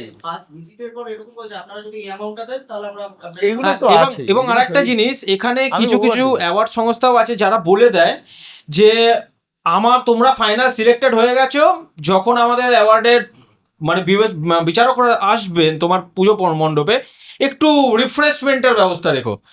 সেই রিফ্রেশমেন্টের ব্যবস্থা কিন্তু অনেক সময় আর্টিস্টের পকেট থেকে যায়, অনেক সময় ক্লাব কমিটিরও পকেট থেকে যায়। কিন্তু এইটার বিনিময়ে যে মানে অ্যাওয়ার্ড হয়, সেইগুলো আমার মনে হয় সেই জিনিসগুলো ক্লাবের দেখা উচিত, যে এইভাবে কিছু করে আর্টিস্টের ওপর প্রেসার ক্রিয়েট করবেন না যে অ্যাওয়ার্ড নিয়ে আসো। এবার ব্যাপারটা যেটা হচ্ছে, রিসেন্টলি একটা জিনিস হয়েছে, মানে আমি যেহেতু দুর্গাপুজোর কাজ করছি না, কিন্তু আমি দুর্গাপুজোর পরিসরেই দুর্গাপুজোর কিছু অ্যাওয়ার্ড সংস্থার ব্র্যান্ডিং করে থাকি। মানে তার মধ্যে একটি অ্যাওয়ার্ড সংস্থার ব্র্যান্ডিং আমি এর আগেও করেছিলাম 2023-এর দিকে 2023-এ তার অ্যাওয়ার্ডের ব্র্যান্ডিংটা করেছিলাম। সেই একটি ফরেনারদের নিয়ে এসে উনি একটা ফরেনারদের চোখে সেরা পুজো এরকমভাবে একটা কিছু করেন, মানে ইন্টারন্যাশনাল কিছু অ্যাওয়ার্ড ফেওয়ার্ড টাইপের একটা ব্যাপার আছে, আমি টোটাল নামটা আমি বলছি না। আচ্ছা, সেই ব্যক্তি এখন একটা স্কিম আবার শুরু করেছে। সে আমাদের মতন যারা ভিজুয়াল ডিজাইনার আছে, যারা ব্র্যান্ডিং স্পেক্সের উপর কাজ করেন, ব্র্যান্ডিং আর এতে, তাদেরকে ফোন করছেন এবং ফোন করে বলছেন যে তোমাকে সিলেক্ট করা হচ্ছে, তুমি আমার এবছরের অ্যাওয়ার্ডের কাজ করবে অ্যাজ এ ভিজুয়াল ডিজাইনার, তুমি সমস্ত আর্ট ওরিয়েন্টেড কাজগুলো করে দেবে আমার, আর তার বিনিময়ে তোমাকে একটা ডিপোজিট অ্যামাউন্ট দিতে হবে, টোকেন অ্যামাউন্ট অফ 25,000। আমাকে 25,000 চেয়েছে, আমারই আবার পরিচিত একজন ডিজাইনারের থেকে 15,000 টাকা ডিমান্ড করেছে। করার জন্য না, বলছে অ্যাওয়ার্ড ডিজাইনের জন্য না, এটা বলছে ডিপোজিট মানি, এটা ফাইনাল বিলিং যখন ক্লোজ হবে তখন তোমাকে আবার রিটার্ন করে দেওয়া হবে। কিসের পারপাসে, কেন তুমি দেবে? এখনো কোনো ফাইনাল নেই, জানি না ওনার কোনো অসাধু প্ল্যান আছে বা কিছু আছে কিনা, সেটা আমি জানি না। বাট এই ফোনটা দু তিন জনের কাছে গেছে, আমারই পরিচিত তারা। আচ্ছা, তুমি কথাটা ক্লিয়ার করতে পারলে না, ও কি কোনো প্যান্ডেলে কাজ দেবে বলে? না, প্যান্ডেলে কাজ দেওয়ার জন্য না, ও কিন্তু বলছে অ্যাওয়ার্ড সংস্থার হয়ে আমার হয়ে কাজ করবে তুমি, মানে পুরো ব্র্যান্ডিংটা করবে পুজোর অ্যাওয়ার্ডের, মানে ব্র্যান্ডিংটা করে দেবে, তার বিনিময়ে তোমাকে আমি কাজ দেব, সেই বিনিময়ে তোমাকে একটা টোকেন অ্যামাউন্ট, আমাকে সিকিউরিটি ডিপোজিট দিতে হবে। ব্যানার ফ্যানার ইত্যাদির অনেক কাজ থাকে, ঠিক আছে, অনেক ক্লাবে হ্যাঁ সেগুলো ক্লাব ব্যানারও থাকে, প্লাস ধরো না ওদের নিজস্ব ইনহাউসের যে কাজ হয়, ইনহাউস যে অ্যাওয়ার্ড প্রোগ্রামটা হবে পুজোর সময়, তার জন্য। আরেকটা বিষয় আমি বলি, যেটা পুজোর দালালদের জন্য বলছি। এবার পুজোর দালালদের ব্যাপারটা এই কারণেই বলছি, তারা কি করে জানো তো, শিল্পীদের জন্মদিনের দিন কয়েকটা ছবি দিয়ে তাদের কাজ দিয়ে পোস্ট করে দেয়। আচ্ছা, তাতে শিল্পীদেরকে সোশ্যাল মিডিয়াতে অনেকে চিনতে শুরু করে, এইটা হয়ে যায় তাদের প্রমোশন। এটা একটা অন্যতম প্রমোশন। তার ভূমিকা শুধুমাত্র ওই জন্মদিনে উইশ করা, করা, তারপরে যখন সে একটু প্রসিদ্ধি পেলো তার থেকে একটু কমিশন নেওয়া, এরকম চলে। তবে আমি এতে পা দিইনি, তাই আমার জন্মদিনের উইশ হয় না। আর একদম যারা আপার ক্যাটাগরিতে খুব অনেকদিন ধরে প্র্যাকটিস করে ভালো বাজেটে কাজ করে, তাদেরকে সবাই টাকা বের করে, তাদেরটা এমনি এমনি জন্মদিন উইশ, বুঝতে পারি। ওটা হচ্ছে হ্যাপি হ্যাপি বার্থডে, এরকম একটা ব্যাপার। এটা কি কানাঘুষা খবর না রিয়েল খবর? না, না, real খবর, please, একদম চোখের real সামনে খবর। দেখতে হবে। প্রোফাইল আমি এখানে দেখে কিছু নাও, নাম বিভিন্ন দিচ্ছি না, প্রোফাইল প্রোফাইল চেক করে দেখে নাও, দেখে যাবে। এখানে একটাই কথা বলার, মানে আমরা কিছু ট্রু ফ্যাক্ট, মানে আমরা হচ্ছে এখানে কিছু ট্রু ফ্যাক্ট তুলে ধরছি, ঠিক। যেটা সাধারণ পাবলিক যারা আমরা পুজোটা দেখতে আসি, তারা দেখি একটা ঝাঁ চকচকে পুজো, একটা মানে সারা কলকাতা মেতে উঠেছে একটা রং বেরঙের মানে ঠিক। পরিবেশে, সে বিভিন্ন ধরনের আর্ট কালচার সেখানে করা হচ্ছে, সেগুলো লোকে দেখছে, উপভোগ করছে, মানে কোটি কোটি টাকার এখানে মানে মণ্ডপ সজ্জা হচ্ছে। কিন্তু তার পেছনে যে ব্যাকগ্রাউন্ডে যে এত একটা ভাস্ট একটা পলিটিক্যাল সিনারিও হয়ে রয়েছে, যে একটা মানে কাদা খচড়ানোর মতন মানে একটা পরিস্থিতি, মানে একেবারেই পাক তাই। পরিস্থিতি, সেইটা আমরা এখানে তুলে ধরার জন্যই কিন্তু আমরা সোমনাথদার সঙ্গে আজকের এই মানে মঞ্চতে বসেছি, মানে আমাদের এইটুখানি বলার এই জিনিসগুলো জানা উচিত পাবলিকেরও, যে কি হয় অ্যাকচুয়ালি এর ব্যাকগ্রাউন্ডে। সামনে থেকে তো আমরা জিনিসটা কত সুন্দর দেখি, মেকআপ করে দেয় এরা, আর্টিস্টরাই গিয়ে কিন্তু ওই সময় কলকাতাকে মেকআপ করে অত সুন্দর বানিয়ে দেয়, ভেতরে তার এরকম একটা মানে ইতিহাস খোলপোপচা। নিয়ে ঘুরছে। আচ্ছা আমরা বলছি না অনুষ্ঠান করছি আর করতে করতে কোথায় চলে যাচ্ছি শিকড়ে কোনো ঠিক নেই। আমি তোমাদের কাছ থেকে আরেকটা শিকড় তোলার চেষ্টা করছি, সেটা হচ্ছে মানে আমরা যখন জানি সেটা হচ্ছে যে তোমাদের আন্ডারে তো অনেক শিল্পীরা কাজ করে, যারা হচ্ছে ধরো কেউ টিনের কাজ করছে, লোহার কাজ করছে, ওয়েল্ডিং করছে, বিভিন্ন ধরনের এই শ্রেণীর Artisans. মানুষগুলো actually কি বলে এটাকে? আর্টিজান, এটাকে আর্টিসান বলো তো? আমরা artisan-ই বলি। অনেকে labor বলে, অনেকে labor fever বলে। না, ওনারা আর্টিজান। না হ্যাঁ, ওটাই তো। তোমরা তো এই শিক্ষিত installation ভদ্র, artist বলতে ধরো না। তো আর্টিসান অ্যাকচুয়ালি ওদেরকে বলা হয় লেবার, তাই তো?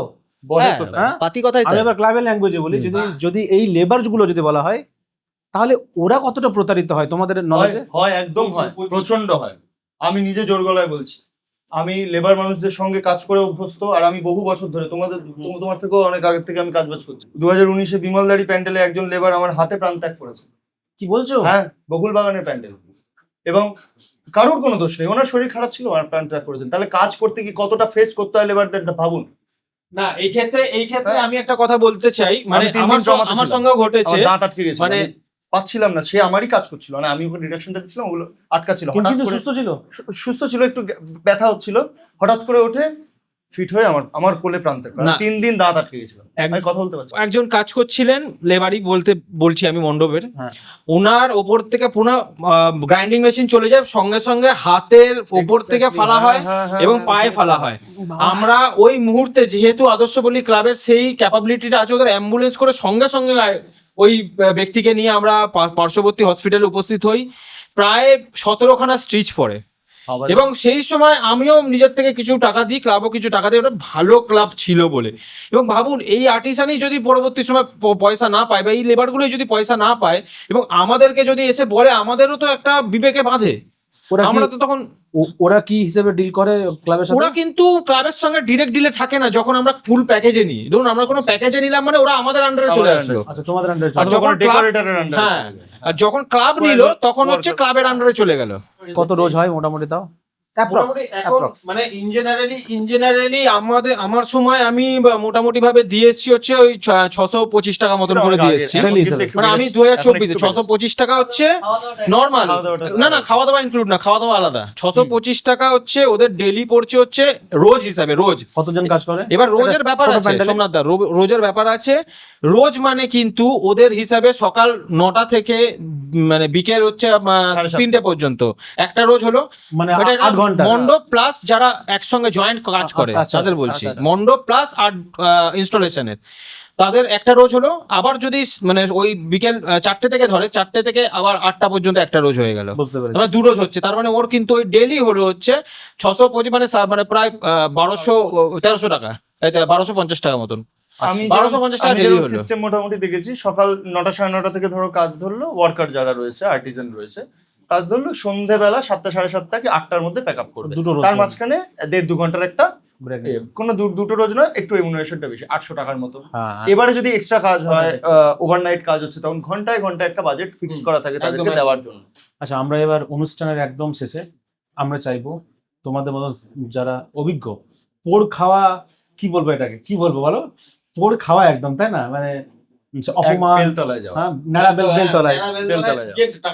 আমি চাইবো তোমাদের কাছ থেকে সেই পরামর্শগুলো যেগুলো তুমি পরের জেনারেশনকে বা ক্লাব কর্তাদেরকেও তুমি দাও, ওদের একটু চোখ খোলার জন্য, যে এই করলে পুজোটা তাও সুষ্ঠুভাবে হবে। প্রথমত একটা জিনিস বলার, যে ক্লাবের কাছে এটা বিশেষভাবে অনুরোধ। আমি কিন্তু যা কথা বলবো এখানে ক্লাব আর্টিস্ট দুজনকে নিয়েই বলছি, কারণ যেহেতু আমি নিজেও ব্যক্তিগতভাবে ফিল করেছি যে আমারও এই জিনিসগুলো ডিসিশনগুলো ভুল ছিল ক্লাবের সঙ্গে কাজ করতে গিয়ে, বা আমারও উচিত ছিল ক্লাবকে পুরো জিনিসটা সেইভাবে বুঝিয়ে দেওয়া যেটা ক্লাব হয়তো সেই সময় বুঝতে পারেনি, ক্লাবের লোকরা হ্যাঁ হ্যাঁ করে গেছে। প্রথম কথা হচ্ছে ক্লাবের সঙ্গে যখন কোনো কাজ নিয়ে কথা হবে, নিজেকে একদম ডাউন টু আর্থ রাখবেন না যে আমাকে এই ক্লাবের কাজ করতেই হবে, নইলে আমার পেটের ভাত হজম হবে না, মানে পেটের ভাত জুটবে না। আপনি মনে রাখুন আপনি কোনো না কোনো ক্লাবের কাজ পাবেন, কিন্তু ওই যে যখনই আপনি বেন্ড হচ্ছেন, ক্লাব ওটারই সুযোগ নেবে পরবর্তী সময় পেমেন্ট ক্লিয়ারের সময়। দ্বিতীয়ত পয়েন্ট হচ্ছে যে ক্লাবকে পুরো সম্পূর্ণ বুঝিয়ে দিন যে কি কাজ করতে চাইছেন, কি কাজ করবেন, সেটা 12 ঘন্টার প্যান্ডেল না 24 ঘন্টার প্যান্ডেল, একদম সম্পূর্ণভাবে বুঝিয়ে দেবেন ক্লাবকে। কিভাবে বোঝাবে? ক্লাবকে বুঝিয়ে দেবেন যে ক্লাব মানে যে আর্টিস্ট, কিভাবে হ্যাঁ সেটা ড্রয়িং হতে পারে, সেটা যদি 3D অ্যাঙ্গেলাইজেশন করে দেখাতে পারে, বা সেটা যদি স্কেচ করে দেখাতে পারে, একদম বুঝিয়ে দেবেন। যদি কোনো লাইট, হ্যাঁ যদি কোনো রেফারেন্স থাকে, যদি কোনো আর্ট ইনস্টলেশনের রেফারেন্স থাকে যেখানে লাইট থ্রো হচ্ছে, যেখানে আপনি ডার্কনেস বোঝাতে পারছেন, যেখানে আপনি কালার কম্বিনেশন বোঝাতে পারছেন, সেইগুলোর ছবি প্রিন্ট আউট করে নিয়ে দেখান ঠিক। যে এরকম এফেক্ট হবে, এরকম কিছু হবে, যাতে ক্লাব কমিটি পরবর্তী সময় বলতে না পারে তুমি তো আমায় গগনচুম্বী জিনিস দেখিয়েছো, তারপর তুমি আমায় দিয়েছো এটা। আর ক্লাব কমিটির কাছেও একান্ত অনুরোধ, আপনারা যে বাজেট করবেন সেই বাজেটটা ভাবনা চিন্তা করে করুন, যাতে মানে আমাদের ও যেমনিভাবে বললো রত্নদীপ, যে বাজেট আমার 18 লাখ করেছি কিন্তু আমার অ্যাকচুয়াল বাজেট 8 লাখ, এটা করবেন না। আপনি 8 লাখ বাজেট হলে 8 লাখই আর্টিস্টকে বলুন যে 8 লাখ পর্যন্ত আমার হাতে বাঁধা ধরা, তুমি তার মধ্যে যদি করতে পারো তাহলে ওয়েল এন্ড গুড। আর প্রত্যেক আর্টিস্টকে বলা হচ্ছে, এবং যারা জুনিয়র আসছেন বা যারা আর্ট প্র্যাকটিশনার করতে আসছেন, তাদের সকলের কাছে অনুরোধ, আপনারা জরুরি সমস্ত কাগজপত্র করে এবং পেমেন্টের ডেটেই পেমেন্ট নিন। এরকম না যে ক্লাব বলে দিল আচ্ছা এই পেমেন্টটা 2 দিন পরে দিচ্ছি, মনে রাখবেন 2 দিন পরে কিন্তু করতে করতে ওই পেমেন্টটা যে কবে আপনার গায়েব হয়ে যাবে আপনি বুঝতেও পারবেন না, কেননা ক্লাব কমিটি প্রত্যেক দুর্গাপুজোর পরই চেঞ্জ হয়ে যায়। তখন নতুন পুজো কমিটি এসে বলবে 1 বছরের মাথায়, কারণ পুজোটা মোটামুটি সেপ্টেম্বর অক্টোবরে আছে, তার প্রায় মাস 4-5 মধ্যে বছর শেষ হয়ে যায়, আবার নতুন পুজো কমিটি চলে আসে বছর ঘুরলেই, তখন বলবে আমি জানি না। এইটা থেকে বিরত থাকুন। কেন যদি আমি ক্লাবের নামে এগ্রিমেন্ট করি? ক্লাবের নামে এগ্রিমেন্ট করলেও পুজো কমিটির একই বক্তব্য থাকে যে পুরনো পুজো কমিটি কি করেছে আমরা সে গুড় ঘাটাতে যাব না, তোমার পেমেন্ট আমরা এই মুহূর্তে করতে পারছি না, আমরা পুরনো কমিটির সঙ্গে বসবো, কথা বলবো, তবে আমরা ভাবনা চিন্তা করব। একটা খুব গুরুত্বপূর্ণ জিনিস যেটা সৌরভও বললো, যেটা রত্নদীপও বললো, যে ফোরাম বা আর্টিস্ট ফোরাম যারই হোক, এই বিষয়টা অত্যন্তভাবেই একটা নজর করা উচিত যে কেন এই এনওসি থাকবে না। এটা কর্পোরেটে প্রচুর চলে, আমরা কোনো ইভেন্টের কাজ করতে গেলে প্রিভিয়াস ইভেন্ট কোম্পানির থেকে আমাদেরকে এনওসি নিতে হয়, যে তুমি বলো যে আগে তুমি বছর এই ইভেন্টের কাজটা করেছিলে, তোমার কাছে ক্লিয়ারেন্স আছে, তুমি ওই কমিটিকে ক্লিয়ারেন্স দিয়েছো, ওই কমিটি আমাদেরকে ক্লিয়ারেন্সের কপি দেবে, যে দেখো আগের আর্টিস্ট আমাদেরকে ক্লিয়ারেন্স দিয়ে গেছে, তার মানে আমরা আগের আর্টিস্টের সম্পূর্ণ টাকা মিটিয়েছি, এবং আগের প্যান্ডেলওয়ালা হোক, যাই হোক, লাইটম্যান হোক, সবার টাকা মেটানো আছে এর মধ্যে, তার এনওসি। এবার একজন নতুন আর্টিস্ট যখন পরবর্তী বছর এই কাজটা করতে যাচ্ছে ওই ক্লাবের, তারও সেই এনওসিটা নেওয়া উচিত এবং এনওসিটা নিয়েই কাজ করা উচিত। এতে কি হয়, একজন আর্টিস্ট আরেকজন আর্টিস্টকে যে সম্মানটা প্রদান করলো সেটা তাদের নিজেদের মধ্যে ভ্রাতৃত্বদয় করে। আর আপনি যদি এই গুরুত্বটা নষ্ট করে দেন, তাহলে এরপর আপনি বুঝতে পারছেন না যে আপনি আর্টিস্টই রয়ে গেলেন, কিন্তু আপনি মানুষত্ব বা বিবেক বা যে এই যে মেরুদণ্ড উদয়কারী, যে আর্টিস্টের মেন কাজ হচ্ছে মেরুদণ্ড সোজা করে সমাজের মধ্যে ভুল খারাপের বিষয়কে তুলে ধরা, তো সেখান থেকে তো আপনি নিজেকে বার করে দিলেন, তাহলে আপনি আপনাকে আর্টিস্ট কিভাবে বলছেন? আমি তো ওই জন্য নিজেকে আর্টিস্ট বলি না, কারণ আমি এরকম অনেক সময় আছে এই পলিটিক্যাল সিনারিও বলো বা অনেক কিছু সিনারিওতে অনেক কিছু কথা বলে ওঠা যায় না, যেমনি এই পুজোর ক্ষেত্রেই আছে, এত বছর আমরা বলতে পারিনি, এখন যখন দেখছি সবাই কিছু কিছু বলছে, তখন আমাদেরও মনে হয়েছে বলা উচিত এবার, কারণ এবার না বললে না মনে হচ্ছে বিবেকে ধ্বংসাচ্ছে, যে আমি আর্টিস্ট ছিলাম, কারিগর ছিলাম, বা যাই ছিলাম, মণ্ডপ শিল্পী ছিলাম, সেখান থেকে আমাকে ব্যবসায়ী বানিয়ে দেওয়া হলো। ক্লাব রীতিমতো এই যে টাকা না দেওয়া, দিনের পর দিন ঘোরানো, এটা ব্যবসায়ীদের সঙ্গে করা যায়। এটা তুমি যদি একটা ব্যবসার কাজ, হ্যাঁ যায় না, ব্যবসায়ীদের সঙ্গে হয়, কারণ ব্যবসায়ীদের অনেক টাকার লেনদেন হয়, সমঝোতা করলাম যে ঠিক আছে প্রবলেম হচ্ছে, কিন্তু আর্টিস্টদের সঙ্গে এই জিনিসটা করা তো, তার মানে তুমি প্রথমের দিকে আর্টিস্টকে ডাকছো ক্লাবে, তুমি আমার শিল্পী, পরবর্তী সময় তুমি তাকে বানিয়ে দিচ্ছ তুমি আমার ছিলে হচ্ছে ব্যবসায়ী লোক, তোমাকে ব্যবসার জন্য ডেকেছিলাম, আমার ক্লাবের নাম করাবো, তুমি তোমার আর্ট প্র্যাকটিশনার করবে, তার জন্য তোমাকে একটা স্পেস দিচ্ছি, টাকা দিচ্ছি, তুমি করো। তুমি যদি একটা আর্টিস্টকে এইভাবে ট্রিট করো, তাহলে আর্টিস্টরা এরপর তো পরবর্তী সময় দেখবেন একদিন না একদিন ভাঙনটা হবেই, এবং তখন কিন্তু সবারই মেরুদণ্ডদ্বয় ভাঙবে, এবং এই পুরো যে পরিসরটা তৈরি হয়েছে এত সুন্দর, সেটা কিন্তু একটু একটু করে গড়িয়ে নিচের দিকে যাবে। অসংখ্য ধন্যবাদ রত্নদীপ, সৌরভ আর বিশ্বজিৎকে, যে আমাদেরকে সত্যি করে সাহস করে, দেওয়ালে পিঠ থেকে গেছে বলেই হয়তো সাহস করেছো, তোমরা সাহস করে আমাদের কাছে এসেছো এবং নিজেদের কথাবার্তা এখানে বলেছো। নতুনদের ক্ষেত্রেও যাতে এটা কোনো রকম সামান্য যদি হেল্প করতে পারে আমরা, প্লাস তোমাদের এই অবদান মনে রাখবে জয়িত্রী টিভি। নমস্কার।